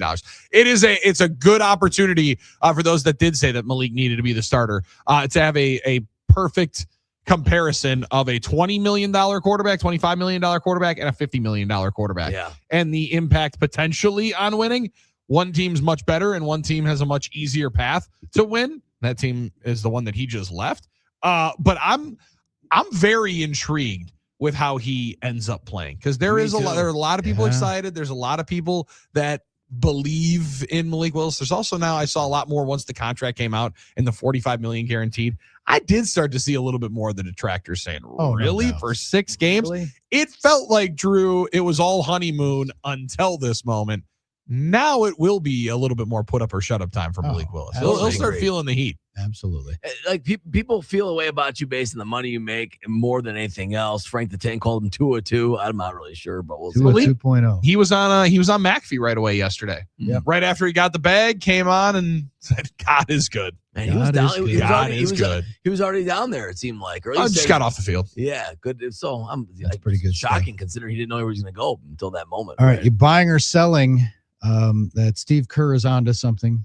The Golden State coach came out and said what a lot of people in the NBA think, that we need to play fewer games. We need to take 10 games off the schedule. It'll be a healthier, better league. And taking 10 games off the schedule, most people in the league agree, would help, but it would cost teams money, so it's not going to happen. But where do you stand on that? Buying or selling that Steve Kerr is right, that the NBA, the way the game is, he said because of the pace of play and the spacing and the way, he just said the game has evolved to where it would be a better product with 70 games instead of 82. So I'll buy it in part because I believe it would be a better product with fewer games, but I don't believe it's because you can't play 82 games. Like I think it's flat out disrespectful to those that built and continued to found and made the NBA what it is today on 82 game seasons, flying across the country on Midwest Express. Right now, they were getting cookies. Much respect. They were getting cookies. Really quick, I'm going to agree with you, but first, let's make sure we make it clear. Much respect and much love to the great Midwest Express, aka Midwest Airlines. But you're right, Billy. There's no comparison, to a DC-9, which they were flying. No. To a wide body 747 or 767. That's a much better flying experience these days. Like there's too much that these players are able to grow with and continue to have at their disposal, Drew, that I can't say you can't play 82 games. I firmly don't believe it. But I think it would be a better product because I think 82 games is just watered down at this point. Like, we know so many of the guys aren't going to play. It's such a crapshoot on a given night in and night out basis if the guys are going to go. But then last night, you get a game like Denver and OKC. amazing game, Good and the best player is the one that has the best moment there in Shai Gilgeous-Alexander at the end. So, like, when we can actually just play games with their best players, it's a great product. I'm with you, and that's where I push back. I don't think we'll ever agree on what a better product is. So I don't think necessarily it's playing less games. You're right. There are still great games. The problem is we want our players to play. We want the games to matter, and they won't matter as long as 10 teams from each league is making the playoffs. I was just going to say, is it a better product if fewer teams make the playoffs? That's what I have. I've always thought that, but I don't think the league wants that because the playoffs are the biggest money. But if fewer teams are in the playoffs, aren't you going to have more teams tanking? But expanding the playoffs should maybe shrink the regular season, because if the playoffs is a better product, let's have all playoffs then. Like that, and that's what they tried to do with the NBA Cup, and there's some smoke there, but not a lot. It's a tough situation. It is brutal. Because you don't want to lose money. No. How do you keep it, Jake, and like have fewer dates? You just can't. The math doesn't work out. They're already pricing out fans, so that's part of the problem. I do believe we'll be able to live on like an extra or a little bit less in the pie, because I think the volume will still be there with television partners needing it and desperately wanting every single opportunity to put games on TV. But Drew, what do billionaires want more of? More money. Exactly. More money. They're never going to more money. Tough boardroom to walk in with that pitch. When we come back, it's halftime. We'll make our adjustments. We still have some chocolate cake from yesterday. Dolph is going to be with us from the country station down the hall. Armen's social experiment continues. We'll keep it going with the buying and selling. Butchie joins us in about an hour from right now. Brian Butch will return to the Huddle with us. A polar bear in the Huddle. How about that? You are listening to the Huddle, Fox Sports Radio, Wisconsin.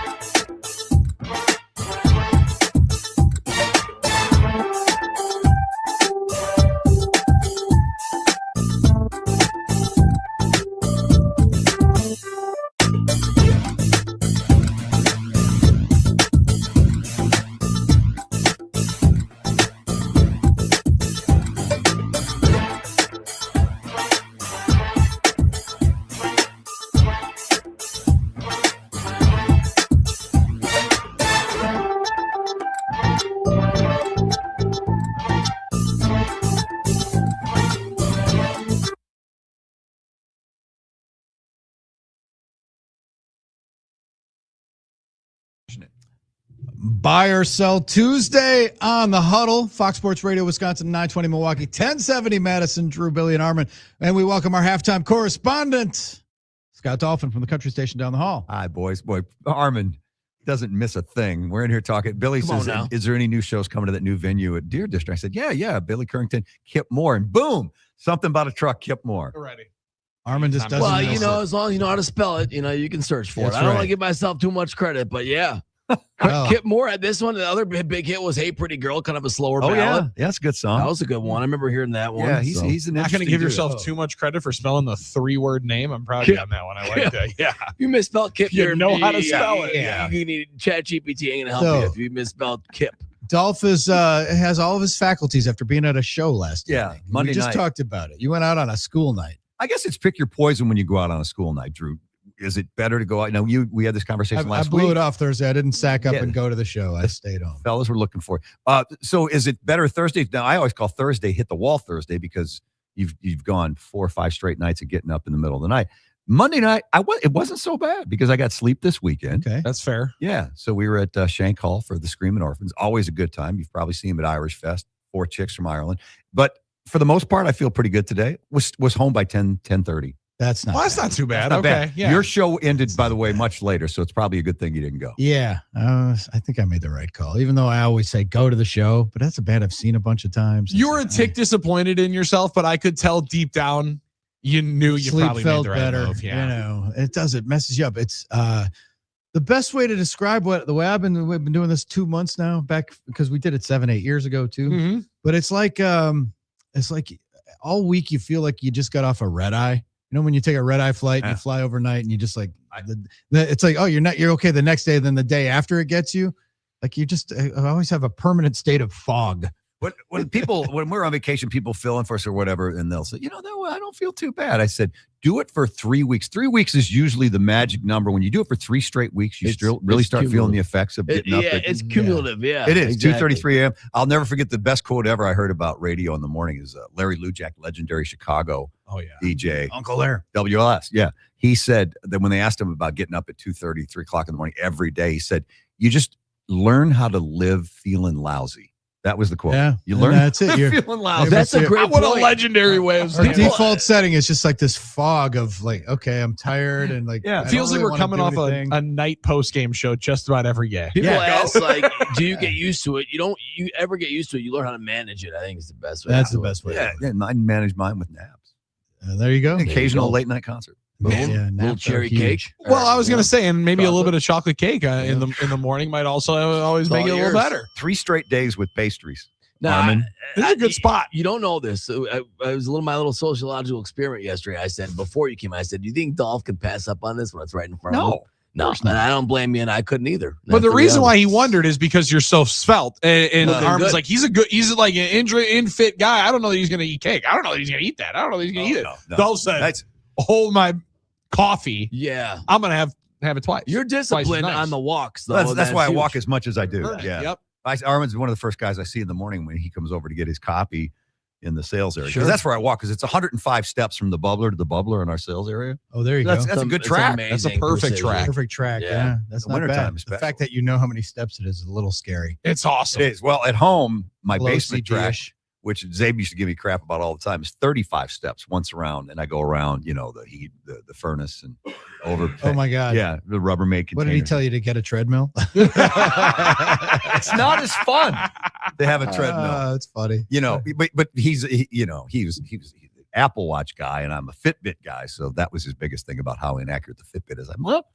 It keeps me motivated. Well, It does. Listen, it's got to still be more accurate than the old pedometer that we used to get in Oh. gym class when walking was the gym You know, unit, you and used you were to just shake walking it, by, you just were shaking it. I shaking remember it. McDonald's gave those away free in the extra value meals. one Oh, time. yeah. That was Nice. they're You're right. They were taking a lot of heat for being unhealthy. The supersized meat came out, so they're like, "Hey, we're giving away pedometers. We're all about health here at McDonald's." I don't think he's The apple pie has fruit in it. Oh, They're yeah.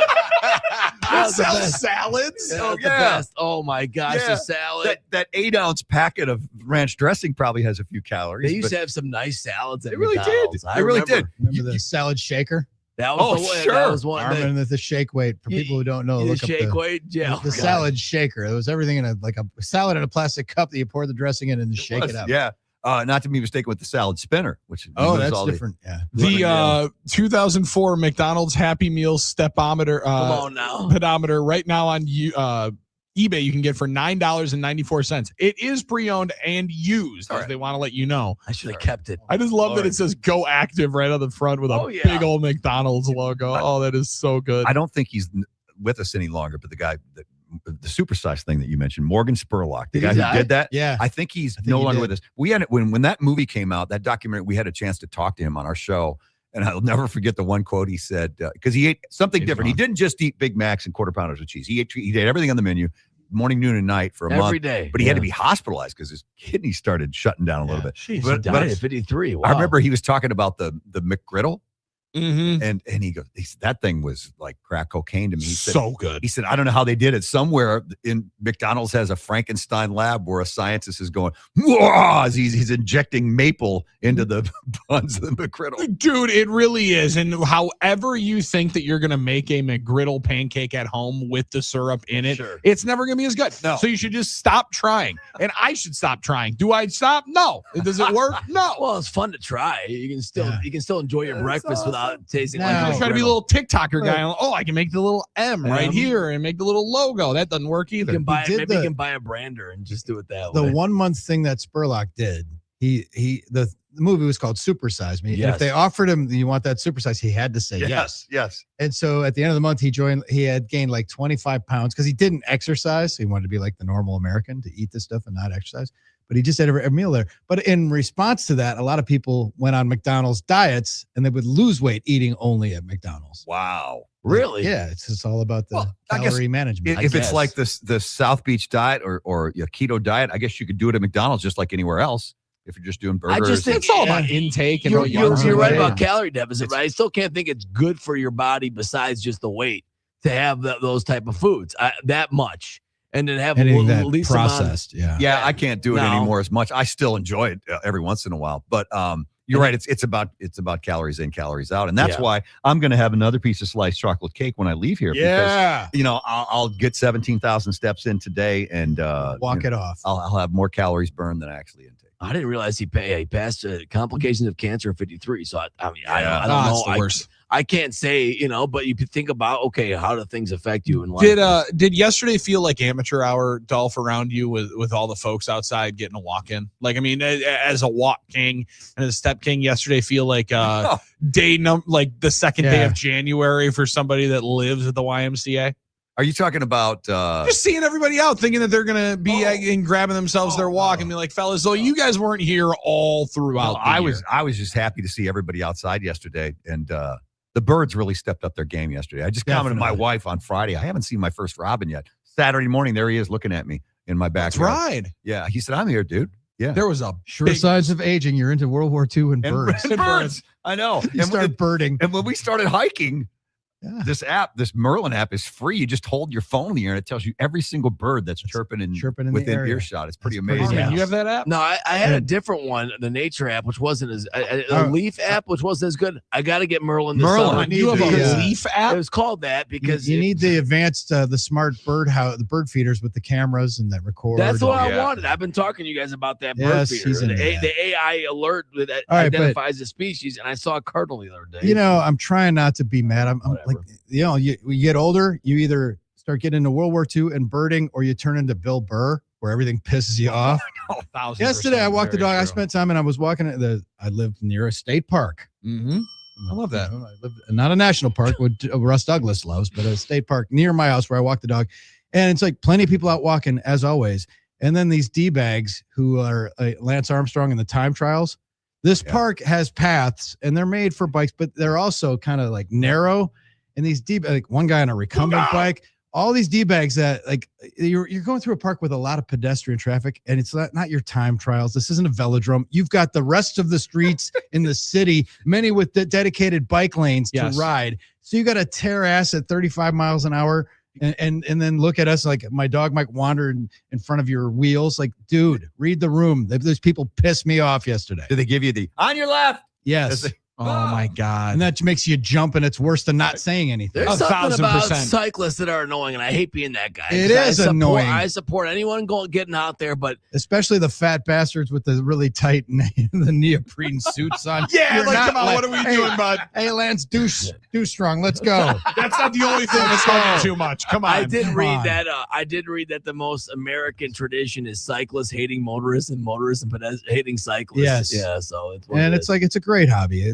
You very good one. But when you're cruising through and there's strollers and people with dogs, and you're on these narrow paths, I'm sorry. It's a great hobby, but make sure you're equipped for it. The couple times we went on hiking trips, my wife decided, they rent bikes here. We should get on the Badger Trail and go for 20 miles or whatever. And you're not prepared as a man to do that with the proper equipment. Oh, geez. You're going to be walking bull-legged for a couple days, man. What really pissed me off, and I was getting pissed, and there was a lot of them. And then, it's like, I get it. It's a nice day. One guy buzzes right next to the old guy that buzzed past me going way too fast for the conditions on an e-bike. He's not even getting exercise. He's on an e-bike. Hold on. And he's going like 30 miles an hour and weaving through people, and he didn't want to slow down on his flipping e-bike. They're basically scooters. They're basically motorcycles. They're motorcycles. Yeah, mopeds. And it's like, come on. And this old guy's like, you're not even getting exercise. He's tooling around. Yeah, I saw one go down my street the other day, and he was probably doing 35. Yeah. So like that really got me. So again. We've had this. This has been another jihad, because when you're walking a lot, and Armen on this path, like, and on the streets, you walk on the left side, you're facing traffic. If it's actually a biking and walking path, I think you should probably walk on the left, but they say walk on the right, and then they got to pass you. And it's people don't do that. Yeah. Then you got another pet peeve of mine. Come on now. You got me going. Let's ride. People that walk in congested areas, be it at the ballpark or at State Fair or Summerfest or a narrow walking path, and have to hold hands and walk side by side. They're not disjointing for anybody. It's like, this isn't high school anymore. Come Stop on. holding hands. So you're off on the grass because of that. Yes. Yeah, I know. You're not on a beach. And they're not moving. You're on Loge level. When we hike in state parks, and there are some great rural state parks where you won't have bikers on your left.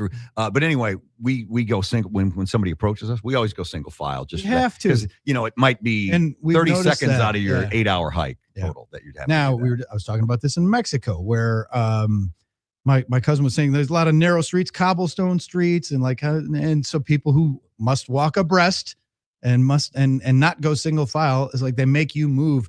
And somebody did that, and my cousin's like, they're probably from Quebec. They're French Canadians, because Canadians are polite.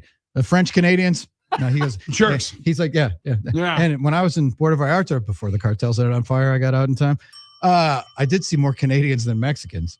So I believe that. did, because it was that. They were all there snowbirding. A lot of French Canadians do not speak English, right? I mean, it's all the. I'll never forget the great movie Monuments Men with Clooney and Matt Damon, where Matt Damon is speaking to the French farmer in French, and the guy comes back in broken English. He goes, "John, where did you learn French?" And he goes, "Montreal." He goes, "Montreal? Oh, terrible. Terrible." But they have such a cultural thing in Quebec against other. Big time. They almost got out of Canada. They almost separated. Yeah, they were like a % away from. That's voting. when they lost the Expos. Yeah, that's when they said, "We're there done." You go. I mean, but so they almost look at it as like disrespectful to not speak French. I think is part of it. So. Yeah. So anyway, it got me going on some stuff. Now there is an X account, the Montreal Expos at Montreal _Expos. Yeah, I follow them. And like the Expos coming back in the wake of the Magic City thing with the Thunder. They posted this thing that looks official, like an Expo statement. While we are very disappointed in Major League Baseball's decision to cancel our Club Super Sex Saturday promotion, we fully respect its decision. As a franchise, we remain committed to celebrating the best of Montreal with authenticity in ways that continue to unite and bring us together. I gotta follow that. Club Super Sex, it's a famous club in Montreal, and it has an E on site. It's Club Super Sex with an E. Oh, that's awesome. I don't know who runs that account, but they're a genius, because there's nothing to do with an official Montreal Expos, but it sure seems like it. And whoever jumped on that is making Club Super Sex and Chez Paris were the places where the all-night strip clubs that players would go to. Did you ever cover baseball up there? Oh, yeah. Yeah. How was it? There, Good city? Stadium. Great city. You felt like you were going to Europe. It was like a vacation. Yeah.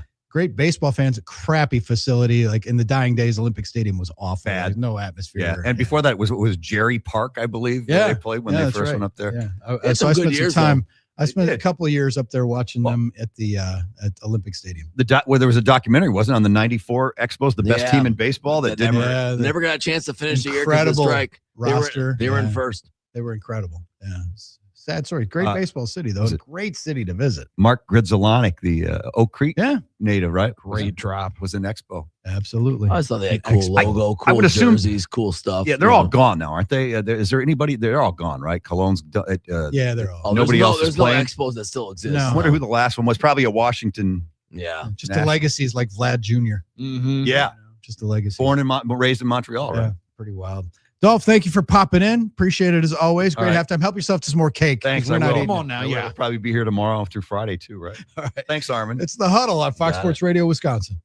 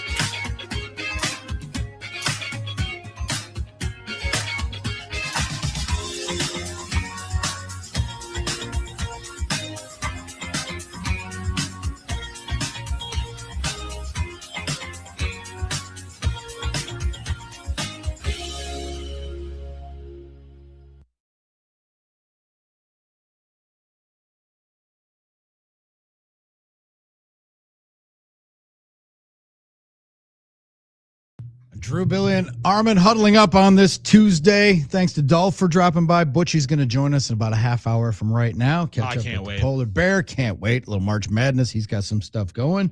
But it's time for Who's Hot and Who's Not. Billy, brought to us by Donovan Jorgensen. And I've got a suggestion for Who's Hot. Come on now. It pains me. You? But the big fella, Aaron Judge. Oh, yeah. That's definitely a Who's Hot situation.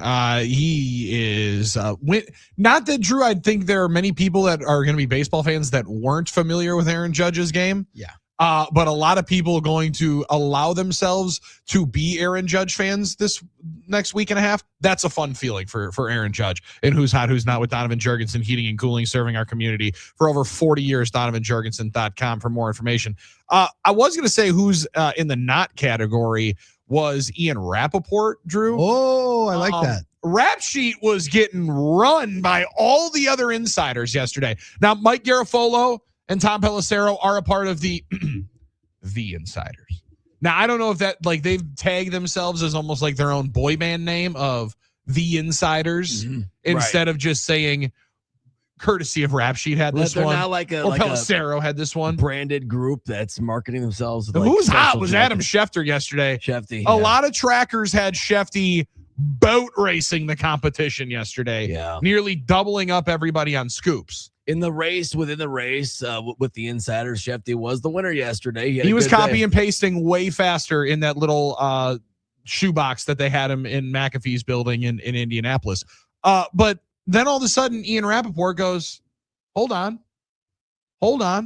Is that Rappaport's music? And the Green Bay Packers are onto the board. Courtesy of Ian Rappaport just 9 minutes ago. Oh, let's go. The Packers have now added to their defense former Chargers cornerback Benjamin St-Juste. Also was a Washington Commander and football teamer at one particular point in time. Deal done by Clutch Sports. It's a 2-year deal worth $10 million with upside to 10.5. So the Packers are officially on the board on an outside free agent, Drew. Who's hot, who's not?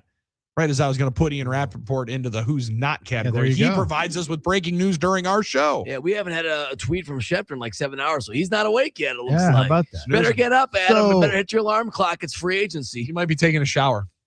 That's it, Billy. I should have known that. Is it wrong? Do I have PTSD that I can't? By the way, shout out to Donovan Jorgensen for Who's Hot, Who's Not. Absolutely. I can't make myself get too excited because of the Nate Hobbs experience. So very fair. Very fair. They've got questions. Now, this one's like half the money, if not more than half the money than the Hobbs one. So big time flyer here, right? Like this is seems like a solid signing for 2 years at 10. Like, okay.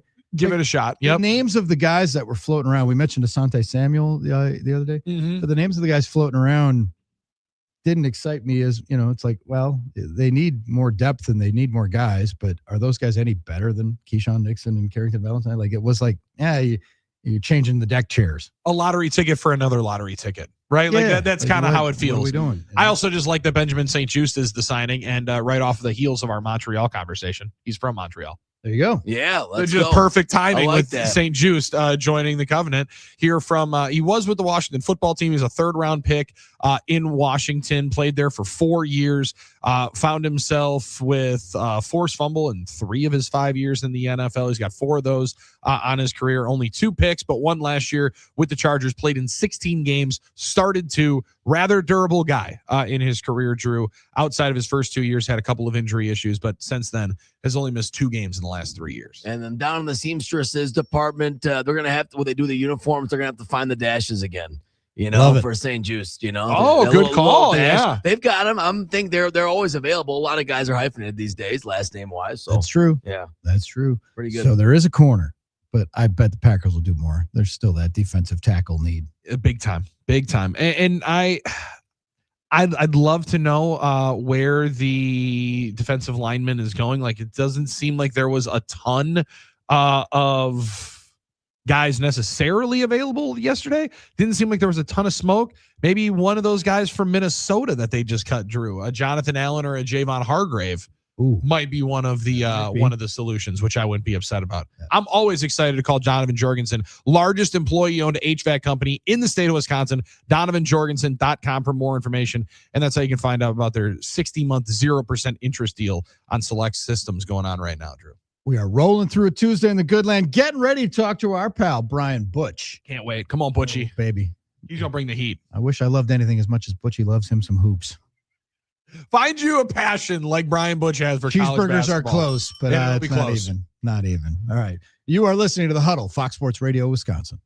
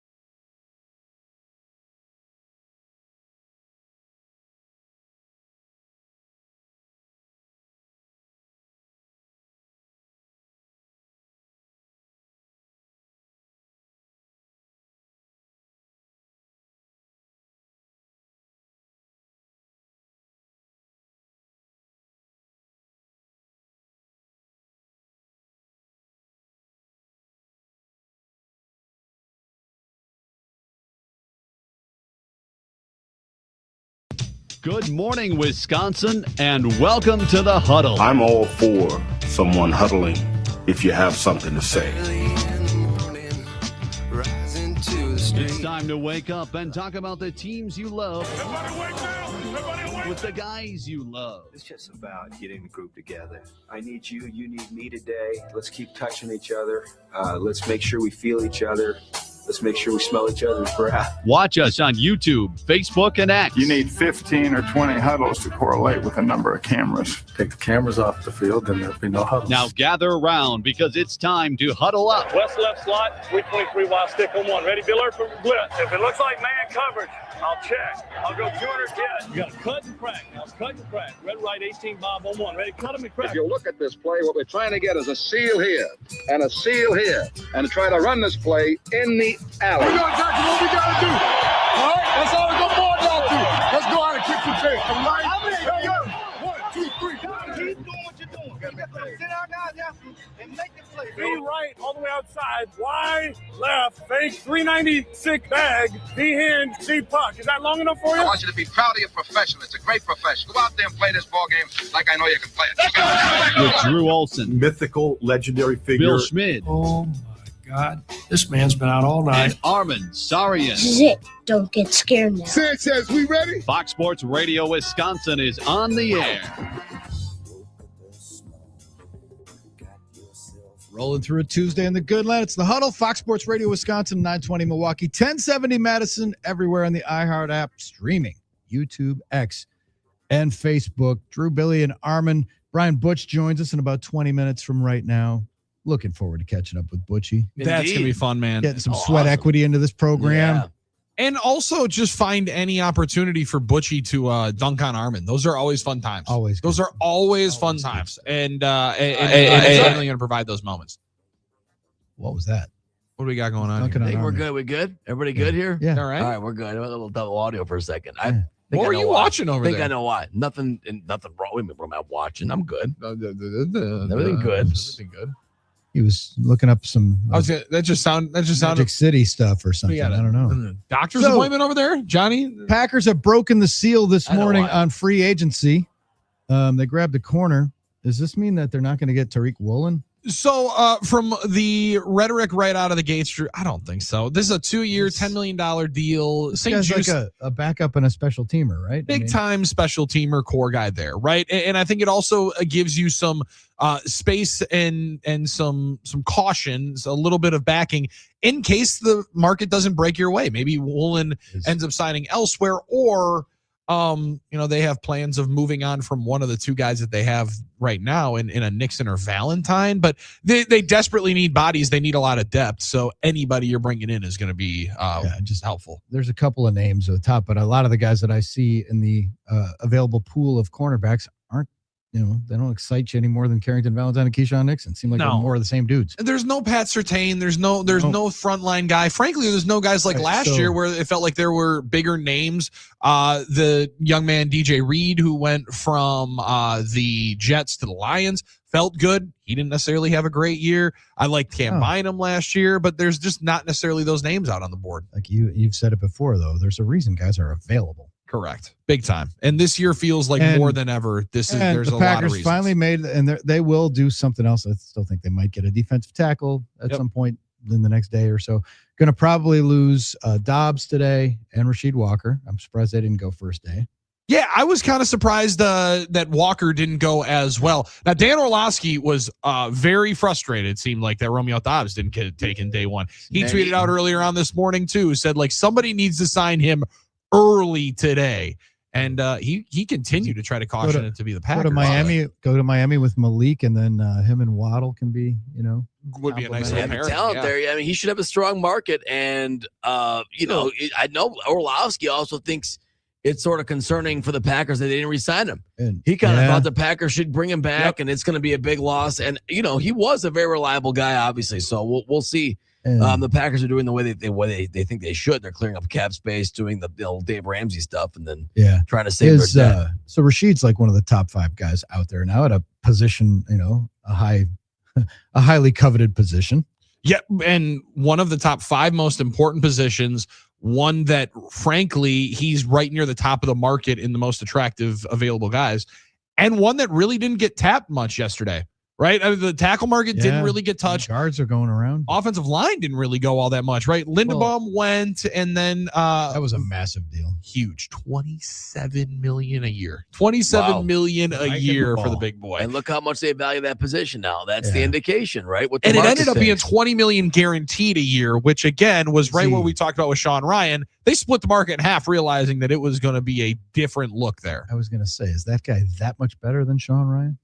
Oh, he's significantly on a down in and down out basis. Yeah, he's to be worth that much more to a team that has to a team that has a rookie quarterback and one that the other part of Linderbaum that I think is going to get even more value for the Raiders is they need to not only protect Mendoza, they need to make their last first round pick look a little better.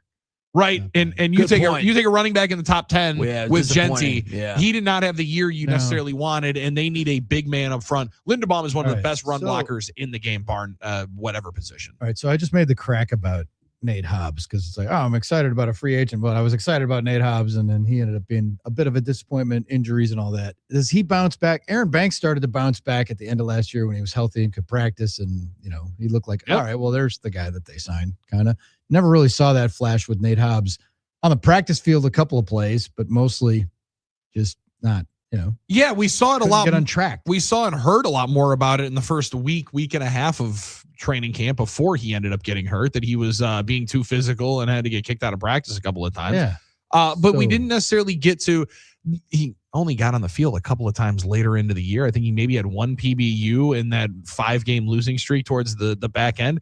But Banks, Drew, you bet on year 2, and I bet that there's a better than not chance my man doesn't strain both groins in training camp and start with the first practice and pads get a back injury, right? If you want to talk about the worst possible luck to start a year, Aaron Banks had exhibit 1, 2, and 3, A, B, and C on the worst start to a new spot that you could possibly have had. I got to think that gets better for him this year. Been hearing Tariq Woolen's name a lot. What about Trayvon Diggs? Anybody talking about him at all? Anywhere? I haven't heard a single thing about Trayvon Diggs. That's an interesting name. Diggs, that was one that he could come back to Green Bay. Micah wants him at a much reduced deal. Does he need to renegotiate? Is that process underway?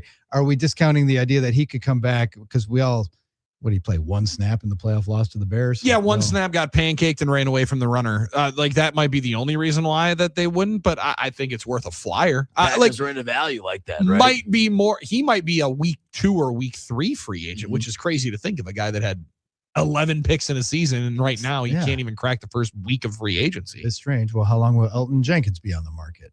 That's another buyer sell. Who falls off first? Who gets selected first? Rasheed Walker or Elton Jenkins or Dobbs? So out of all 3 of those, I would buy Rasheed Walker goes first. Based on position. I think Elton is a fascinating one because I don't know that a lot of people know what he believes his value is going to be. Right, that's going to be the other interesting way of navigating guys later into their careers is, especially at that position, offensive line. We see it with Drew Dahlman now. Not everybody's a Stanford guy, and his dad is also a Stanford guy, and you play 5 years, make $25 million, and you're going to know that you're probably going to tenfold it. That you can always make more money. But there's certain players that are going to say, I'm not going to be playing for that. So, I'm interested to see where Elton's market ends up being, because it's definitely nowhere close to the contract that he would have been getting this year. But I don't think he's going to be playing for nothing, right? He doesn't seem to be, with the money that he's probably made in the league, he's not signing a lower than Sean Ryan-esque contract, where Rasheed Walker, I thought somebody was going to break the bank for him right away. Maybe there's a little bit of caution and excitement with the kind of tackles that are in the draft this year. We can slow play this a little bit. The Dobbs one's fascinating. You guys know last week, I wasn't against trying to re-sign him. Yeah. I do think there's value in bringing back somebody who has a legit connection with your quarterback. Sure. Is he a 1,000-yard receiver? Hasn't been yet. I think he still has the talent to be, and has been one of your more productive, steady hands in the covenant. But if he's going to sign for $11 million somewhere, that doesn't seem like a deal you can't make. I would agree with you there, Billy. He's not getting Alec Pierce money, which is going to be mind-boggling, but If he's making $10 million somewhere, that seems to me like a deal they could have been Packers potentially in. must feel that he's eventually replaceable. And that it is interesting and revealing this time of the year to see what teams, especially your own team, thinks of players, thinks of the market, and it's very revealing during this time of year. To that end, Trey Hendrickson's the other one. Buy or sell, guys. Let's do this. Should I give up on the dream of Trey Hendrickson? I mean, should I give up on that pipe dream as Trey Hendrickson as a Packer? I mean, he's not signed yet. And I thought somebody might jump on him. I wonder what he's thinking today, I was wondering if he was going to be a Bear. I was wondering if he was going to be a Tampa Bay Buck. There's a number of different older pass rushers that I would probably take the swing at before I'd go there. Like, I would go smaller money, older. Calais, but I'd also go, as a rusher, I'd go Cam Jordan. Right? Like, I would try to go and find somebody that might be, again, older, more veteran, probably a little bit less, but clear ring chase situation. Because I think you might get, Drew, maybe more juice out of that squeeze playing across from Micah Parsons if you're one of these guys that knows counters and knows how to get home, if you're going to be able to feast on some one-on-ones. I agree. Cam Jordan hasn't seen a whole lot of one-on-one matchups, I can assume, in his career. He would get a lot more. He'd get a lot more playing across from Micah Parsons. He would have to. But when you play that game, though, because we all thought Rashan Gary would take that lead. Sure did. He's going to have protection in the lineup, which is not really a thing that much.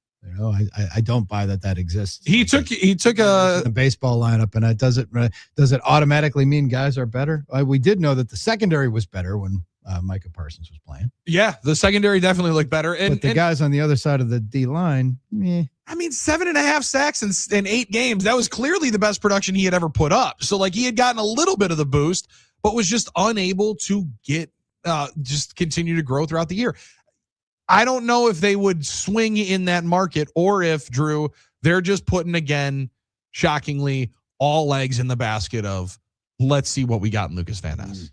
Because last year was put up or shut up time for Lucas Van Ness. Now, legit contract year for Lucas Van Ness. This is put up or shut up time.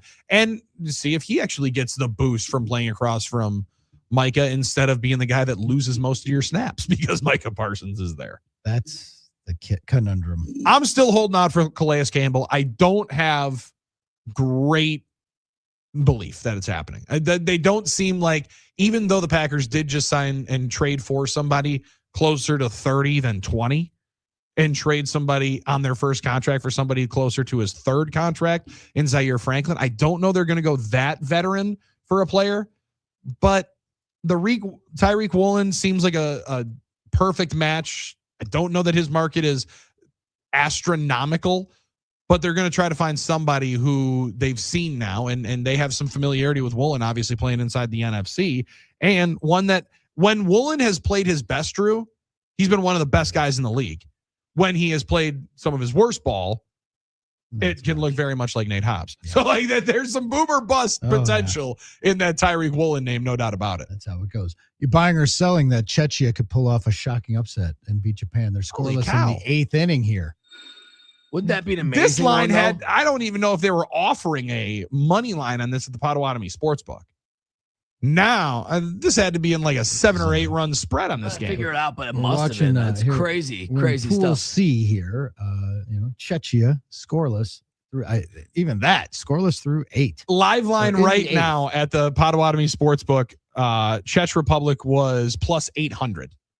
That's incredible. To pull off this upset. In a 0-0 game, it's incredible. I can't imagine what it was. It just goes to show you never know. But, Japan in this tournament has been the undisputed king, I'd say. I mean, they've won what, 3 of the last 5, Drew? So, is it 3 of the last 4, 3 of the last 5? 3 of the last 5, I think. And I don't know now. Maybe they're treating this as like week 18, and they already have the number 1 seed because they've already moved on. I think they've already won their pool. They can't necessarily improve whatever is going to happen in the quarterfinals or semifinals. So maybe we're just getting a watered down version of Japan. But as my man smacks that thing down the right field line, I think we might see Lars Nootbaar breaking this tie. You just might. Oh no! Yeah, Billy. You can't throw it away like that, Drew. Japan's not leading. Doing? Ball game. Come on. That might be the ball game. Yeah, that might be it. Little league play on being able to throw the ball in. Well, this isn't your fun dad. while it lasted, Chechnya. This isn't your dad, Chechnya. This isn't your dad's Chechnya. You know? No, definitely not. That was Czechoslovakia, actually. Your dad's Chechnya. Chechnya. Or Czech Republic, depending on how old your Great dad work is. by that kid to cut that ball off, too, in the corner. Doesn't let it rattle around back there in the Tokyo Dome.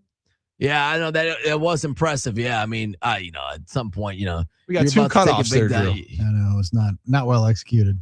We got 2 cutoffs there. Is anybody earning an error on that one? Fundamentals will get you at the end. The right fielder might, just because it's not his fault, but that's you might have to put it somewhere. All right, 877-794-197. Prague is nice though. Prague is a very nice city, or so I've heard. I've never been there. Oh, yeah, okay. But I don't know. I've heard great things too. It's not going to happen for them. It looks like, unfortunately. World Baseball Classic buy or sell on the talking text line here. Dan in West Bend. Is Big Thumper a turd for not shaking hands with his teammate? Yeah, I thought I loved it. I thought it was American. Get out of here right now. I'll dap you up when we get to Peoria. It's probably funny to them too. They probably get it. Like, no. I don't think this is like a whole like Vlade Drazen, like there's a deep Cold War between them. Why they wouldn't shake hands? I think this is probably more like no, it's more not busting right now. balls. Yeah, exactly. It's like I like that you threw it all the way back to the Yugoslavia. You like that reference? If you know, you know, man. I'm the other way, maybe a little old school. I think pro athletes and everybody, the NBA is a brotherhood and all that. Like, I liked it better when they hated each other, or at least pretended to. Yeah. Like, you guys can meet up at the club later, but at least on the court and visuals, Bird look and like Magic you're pissed. weren't always friends. No. And they're the fuel for the first 5 years of their NBA careers. Then they kind of became buddies. Well, Shaq and Chuck had that perfect relationship. They got in a fight once on the court, and they still get in fights on the set. But they're also, that's my brother. We fight. We're I like it. We've gone too far the other way. Too much dapping pregame. Yeah, I kind of am with you. I like the only reason why the Larry Michael meme of the when they meet up with each other in the back of the locker room, right? When Larry's running the Pacers, right? He's coaching. He's coaching the Pacers. He's coaching that year. Yeah. The only reason why that's funny is because there's a little bit of truth to it, right? Like that deep down they love each other, they respect each other. But God, I want to beat that guy's ass every single time. Like that. Not that you don't see that, but like I don't know that you're seeing as much of that. Even though last night Shea took a lot of celebration and a nice full victory lap on the game winner. But I do believe that maybe we've tiptoed a little bit too far onto that. Well, Larry and Magic became best friends, but they took a long time. Long time. And they had to do the commercial. I love, and I know that it's going to get more and more run as we get closer and closer to the game, and maybe it kicks off the season. Maybe it's week 1. Maybe it's week 7. That's why I love the Ben Johnson, Matt LaFleur thing, and why I want more and more for our coach to turn it up a little bit. I don't know that we got Wiener Circle giveaways if Coach LaFleur takes his shirt off or shaves an eyebrow after a Packers victory. Why not? But I want to turn that intensity up a little bit on this. And let me tell you, those two are not ones we'll see becoming friends in 10 years. That's my prediction. Are you buying or selling that Travis Kelce will regret his decision to play one more season?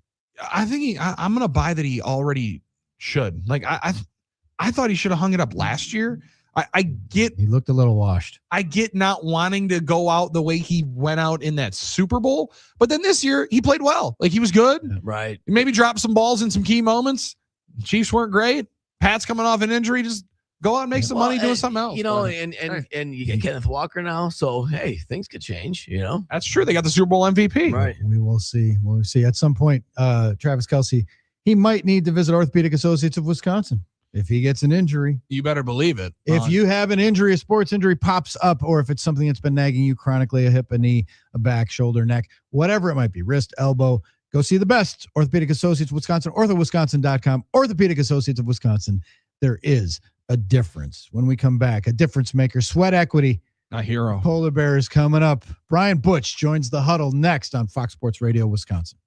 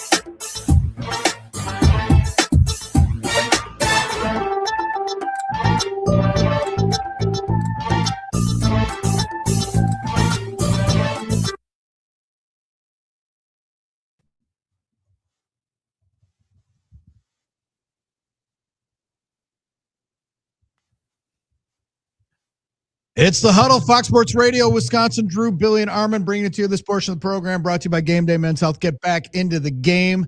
Make an appointment at GameDayMen'sHealth.com. Find a clinic near you. Sign up. Free, no obligation tests. Walk through your services and see if they can help you, because you might want to have some sweat equity in the game. GameDayMen'sHealth.com. Mr. Sweat Equity himself joins us now. Woo! Through the magic of technology. El Oso himself, the polar bear, Brian Butch. Butchie, welcome to the Huddle.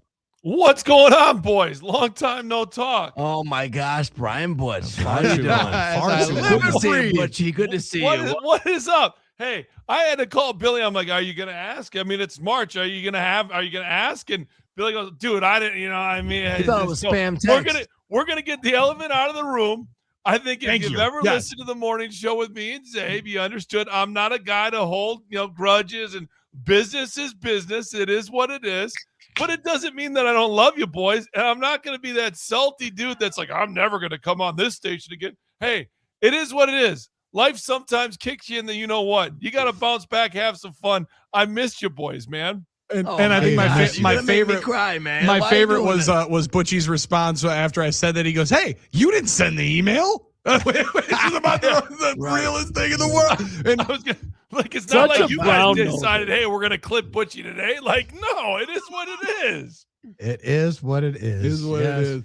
Now, Butchie, is what it is. I feel like I've heard you describe March that way a couple of times. Now, I don't know necessarily when we would go to the Final Four and we would be able to talk to all these coaches. It's a different world. They weren't playing with G Leaguers potentially, even when we were in Arizona, when the sport was kind of changing at this point. It now turns into when you get judged and how you are judged is the next month.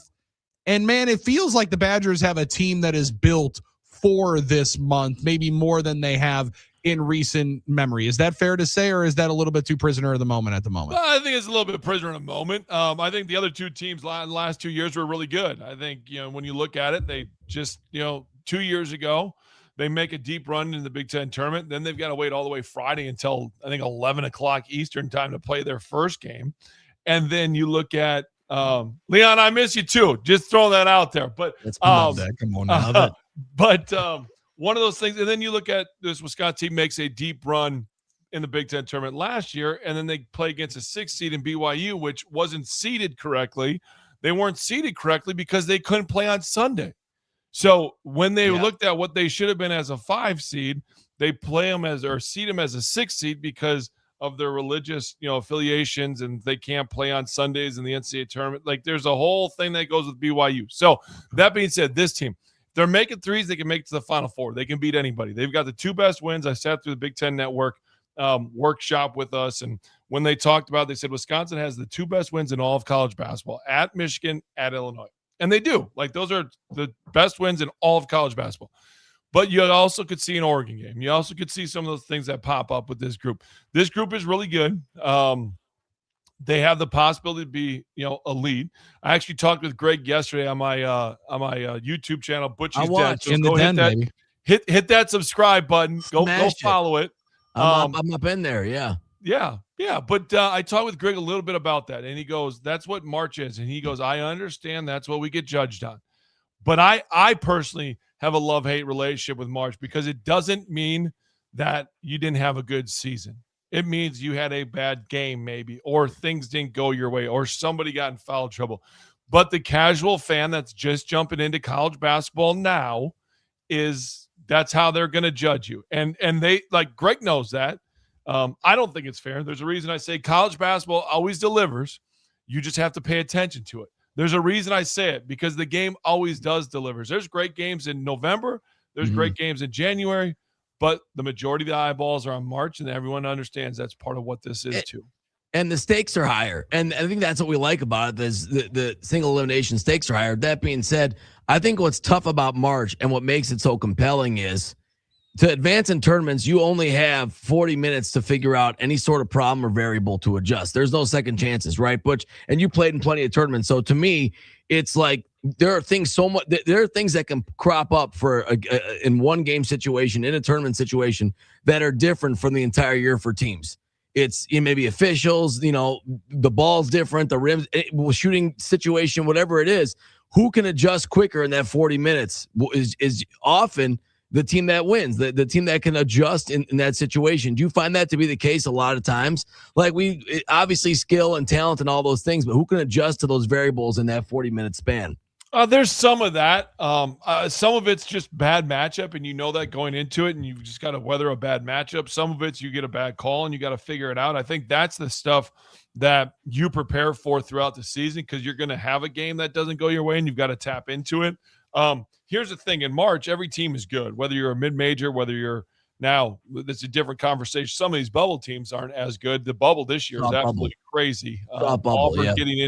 Auburn getting in with almost 16. Well, they probably will have 16 losses. We've never seen that, but yet they're in the conversation is ridiculous. That's where we're going with this.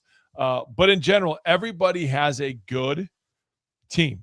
That's what it is. Now, does somebody get hot? Does a Steph Curry, like I'll go back to my nightmare still. Does somebody run into a Steph Curry that all of a sudden you're like, this kid is lights out? There's always a March story. There's always a guy that steals the spotlight in March because they get hot for a game and they take out, and there's an upset because of that. Some of that stuff you just can't control, Armen. Like as much as you try to, like some exactly it. You can't. And you hope it doesn't happen to you. You just hope you don't get Jack Golkey'd. Yeah. Correct. Oh, there's a kid from High Point. That's the next one. 99. I'm blanking on his name now, but that's the next one. Just watch. Brian Butch joining us here in the huddle. Butchie, can the Badgers win a game, like to your point, to Armen's point, when everything's new and surroundings are new, tight rims, different setups, balls. Can they win scoring less than 77 points? Because they've scored fewer than 77 in all of their losses, right? So is that the magic number moving forward, or does that not mean anything because everybody's facing the same situation? No. It means a lot because this team is not elite defensively. You are who you are at this point. When you talk about March 10th, you're not going to change who you are. Your identity is what it is. Not a great defensive team, but they are getting better in areas. Like Austin Rapp getting better on the defensive end has been huge recently. He's done some things differently. They're still going to have to score the basketball, guys. Like that's just what they're going to have to do. They're not going to ever be elite defensively this year. But that's also with the times. And the rules haven't allowed you to necessarily be elite either. Very rarely can you get a charge. Very rarely can you do different things, play physical, bump cutters. Like all that stuff has been removed from the game. So because of that, the scoring input is good. Here's a number. 1.0 points per possession is what it was when I played. Now the average of a good team is about 1.2 points per possession. Because offenses are better. Or when you're playing Purdue, it's 1.5. Well, exactly. They're more. Aren't offenses better, Butch, just in efficiency and shooting and talent and all those things? Well, I don't know if the offenses are better. I'm not going to go down that road and say they're better. I'm going to say the rules have changed to allow them for more freedom. I'm going to say the rules have changed to allow for more points per possession. So with the rules changes, you have to emphasize that yourself and you have to adjust. And that's, like I said, as far as what Greg has done to adjust and to do different things, I think he's been really good. He's been ahead of the curve as far as making those changes. And we talked yesterday on Butch's Den, the YouTube channel I've got. He really adjusted and said, hey, I was ahead of the curve, because everyone gives Kirk Penny so much credit for evolving this.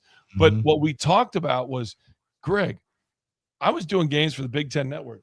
You guys were going Buffalo is what they call their ball screen. I said, you guys were doing that 4 or 5 years ago before Kirk even got here. So as much as Kirk wanted to get all the credit, and Greg, and that's the type of man that Greg is, sure. Like, well, if that's what the narrative is, that we can push out there that Wisconsin basketball is playing faster because we brought in a guy, sure. Like Greg, there is no ego in Greg Gard. And I think that's the thing that people don't realize about that. They were doing this earlier. And like I said, the conversation I had with him opened up even my eyes to like, really, that's how it came about. And this is how you got into your offense. And I was like, interesting. But those are the type of things that I enjoyed hearing from Greg, a little bit different, that isn't necessarily pushed out there. It's easier to push out the narrative. Wisconsin's playing faster because they got a new assistant coach. Like that's an easy push that people that don't know can, spit it out. But if you know the program, you know a little bit more.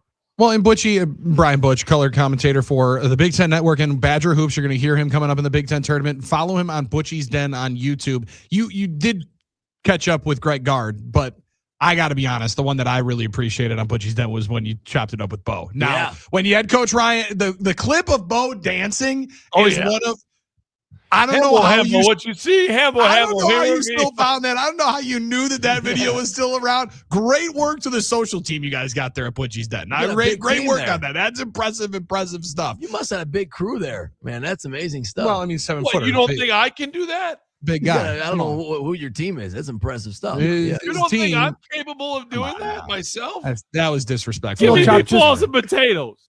I know Butchie's got the editing ability in there. But Butchie, the one other part that Greg, I don't know, locally he's definitely started to get more credit for. Yeah. I think nationally he'll get more love for it coming up this March, is what he has been able to do and how he has been able to attack the transfer portal and be really malleable, right? He's a guy that is very proud to wear the W, has for his son's entire life. He talked about the story with Isaac sitting in the car seat there at practice, but to be able to build and grow and, man, do a lot of it himself in the fundraising and bringing the money, bringing it to the forefront, and then identifying the right players. It feels like he's starting to get a little bit of shine for that. And if Nick Boyd keeps playing the way he is right now, he's going to get a lot of love for it in March. He is. I know you talked about Butchie's Den. I'll pull it again because there was a conversation that I had with Greg about it, so I want to carry it on here because he goes, the latest rumor that schools are saying is that I'm so good in the portal that I'm going to go to a blue blood school. He goes, that's what coaches are throwing out there to recruits right now. And Greg goes, if that is it, he goes, I have officially heard all of it now. So I thought that was a good response by Greg and in Butchie's Den. But one of the things I think, you're right. He's going to start to get credit for the portal guys. He's going to get credit for finding, and getting them at bargains and doing those sorts of things. But I don't know if he's going to get credit for this. And I think that's the biggest thing that I look at with it. He has had guys in there, and AJ Storer and John Tonje and even Nick Boyd, that at the beginning of the year weren't that good. John Tonje was not starting their 2 exhibition games, guys. Mm-hmm. But what Greg got him to do, and it's extremely hard in 1 year, is he got them better. He developed these guys. So not only are you able to get them for a bargain because there's some areas that they're not that good at still. That's why you get a guy in the transfer portal. Why do you get a guy for a bargain? Well, because there's areas of deficiencies. Yep, that's what like other schools look at now in the NFL. Otherwise, they're going to go and get more money. But the whole college basketball landscape evaluates these guys. The guys that they don't feel like they have that many deficiencies get higher money. The ones that have deficiencies probably aren't going to get paid that much. Well, Greg and his staff evaluate those guys, realize what they are, realize they're good kids, first of all, that they want to be coached, realize what the deficiencies are, and then coach them up. And that's what Greg's not going to get enough credit for, is how much better he's made the transfer guys so that they can be the guy. Like, they've had elite talent, but they've been missing some of those things. And Greg and his staff, Greg and his staff have been able to improve these kids. And I think that's the biggest thing. Nick Boyd, beginning of the year, great scorer. Not a great playmaker for others. Dribbled the ball way too much. Didn't necessarily attack to kick. Now you look at the way he's driving to score and to kick and to make plays. Always was an elite competitor. But he's now a true point guard in what he's doing. Greg Gard has made Nick Boyd a lot of money. Now you got to give Nick the ability to do that. But Greg's teaching. Greg made John Tonje a lot of money because he taught him out, coached him up. So that's the thing, that the narrative will be Greg knows how to find transfers. To me, I think the narrative is Greg knows how to coach up these guys, especially for 1 year. Yeah. Okay. Well, Brian Butch joining us here in the huddle. Is it simplistic to say the Badgers will go as far in the tournament as Boyd and Blackwell will take them? Because I'm nervous about the Nolan Winter injury, and he's such a big part of that. Is it a cliche to say that the tournament is for the little guys up front, that it's the guards, or is it, you got to have that big guy too? No, it is. Now Nolan, I think, will be all right for the tournament. I still don't know. It's still up in the air, I think, a little bit for the Big Ten tournament. And that's okay. When you look at the Big Ten tournament, like win one. Win one. And if he's healthy to play, to get him out there. I mean, if it's not going to do any damage, hey, throw him out there. But if you win one and then lose to Illinois or lose to Michigan, if Michigan keeps winning, like, it's not the end of the world. You've done the get to Sunday. 2 weeks in a row and you haven't had the results you wanted that next yeah. weekend. It's a lot of wear and tear for 4 games. Now, I'm not saying they're not going to go compete because that's what they're wanting to do. But I think the biggest thing is, Drew, when you look at this team, John Blackwell is the X factor. When John Blackwell has not played well, they haven't won. Nick Boyd has been consistent. Yeah. Obviously, you're going to have Nolan Winter do what Nolan Winter does, protect the rim, rebound the basketball, create some spacing. But John Blackwell, when he is aggressive, and when you're watching a Badger game, all you have to do is watch the first 3 minutes of that game. If John Blackwell grabs the ball, rips baseline, and goes, as I'll call it, sitting next to Matt LePay, rip and go. There's another. When he's in that mode, he's very tough to guard. When he's passive and dribbles and just kind of goes around the perimeter with it, he's pretty easy to guard, and he's not engaged, and it's that simple. And John has the ability. To me, that's the biggest X factor in this team. We were waiting for him to get hot, and then it's like, how do we explain? And I had said at the time, I kind of called the shot of them having that turd game in Oregon. You walked us right to that. I kind of thought that it was either going to be Oregon or Washington, and ended up being Oregon. Coming.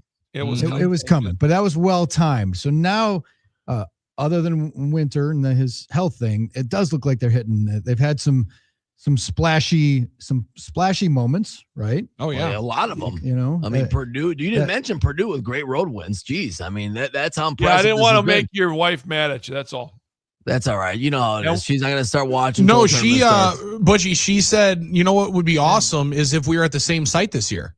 Yeah, she did. That was about a month and a half ago. She didn't realize that. Maybe Mark. I don't think the CBI is playing wherever. Marquette and Purdue will be the I'll same. say this. I'll say this about Marquette. I know Shaka got a lot of heat early on. Oh, no portal. Right. That's not what Shaka was saying. People weren't listening. I sat down. I had 4 or 5 Marquette games early in the year, and Shaka never said, "I'm not going to the portal."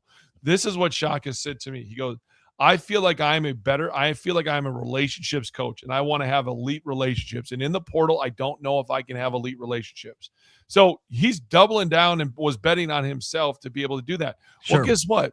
Sometimes those relationships take some time. And we've seen the development of the plays. It's a great win against UConn. Their young players are developing. They played better last month.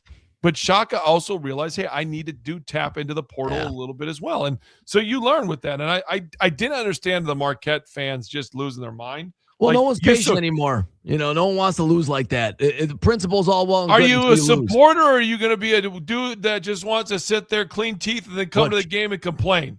Well, don't go to the game. Watch it on his TV. Watch it on his 75-inch TV. What are you talking about? People go to the game still, and they're supporting, but they want to win. And they're not going to the game. That's the problem.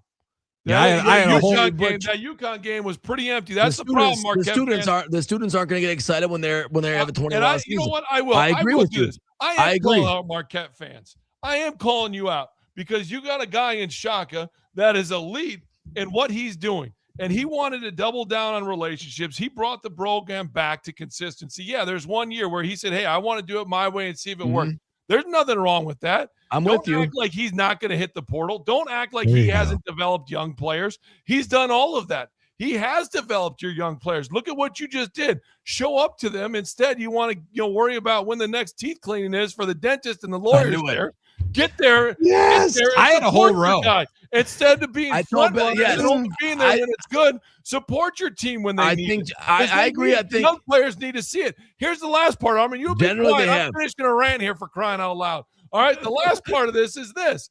You sit here and you want these young guys to stay because the NIL world, everybody's in free agency, and you want to throw your hands up in the air and you want to get mad and you want to do all this stuff. Well, the only thing you're doing is hurting your program by not showing up, because Nigel James and these young players want to say, hey, Marquette is a place that I can stay at and that I can be respected at and that I can be loved at.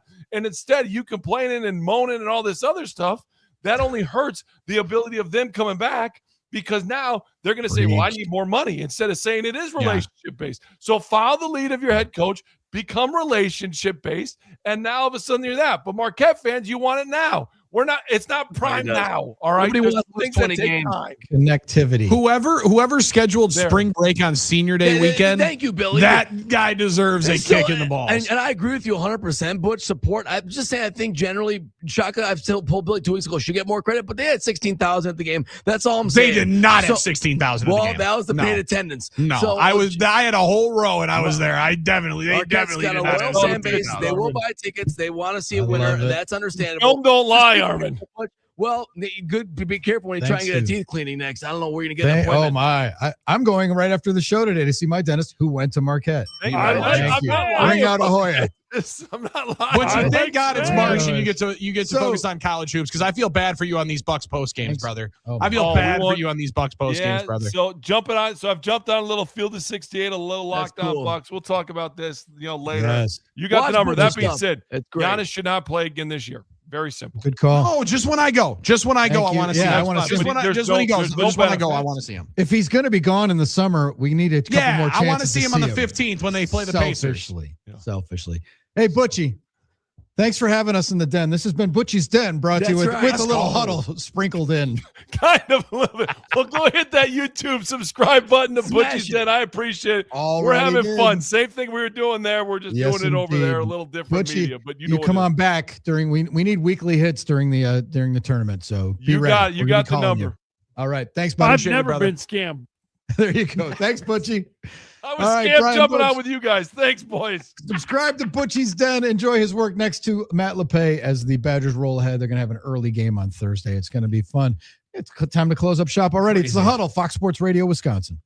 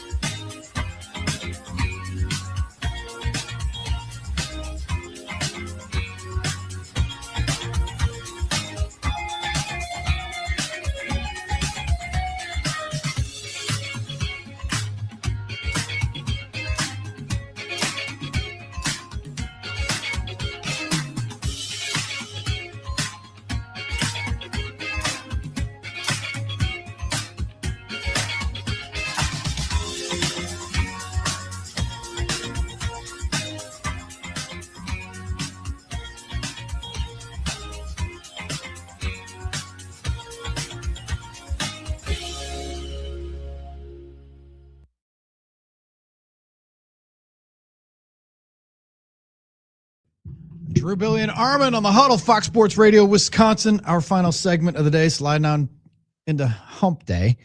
But first, we need our superhero of the day. It's be too simple to say it's Brian Butch. Would be too easy, even though he did turn the lights on. He fired up the energy. Current Electric can help you with any of your electrical needs as well. Call current.com. Sorry, I just need 10 more minutes with him. That's all I need. I think we need 10 hours. I need 10 more hours with Butchie. But I got so much I always can talk to him about. Not that you guys know that. We all could. I mean, but it's just No doubt. How excited are you to just be chopping it up with anybody and everybody during college basketball games during the tournament in Vegas? It is nice. It is nice. You're going to be doing 13-hour shows. With the right, basically, you know, when you're around these guys, it's the same thing. It's a constant show. The show never starts or ends. But Now, I got one team that you might be watching in that show, and our superhero of the day. The superheroes amongst us are Current Electric. They're ready to assist you in all of your electrical needs, especially if you're trying to turn that outdoor patio you got into an outdoor oasis. Let Current Electric help you out. Realtors Home and Garden Show, March 20th through the 29th.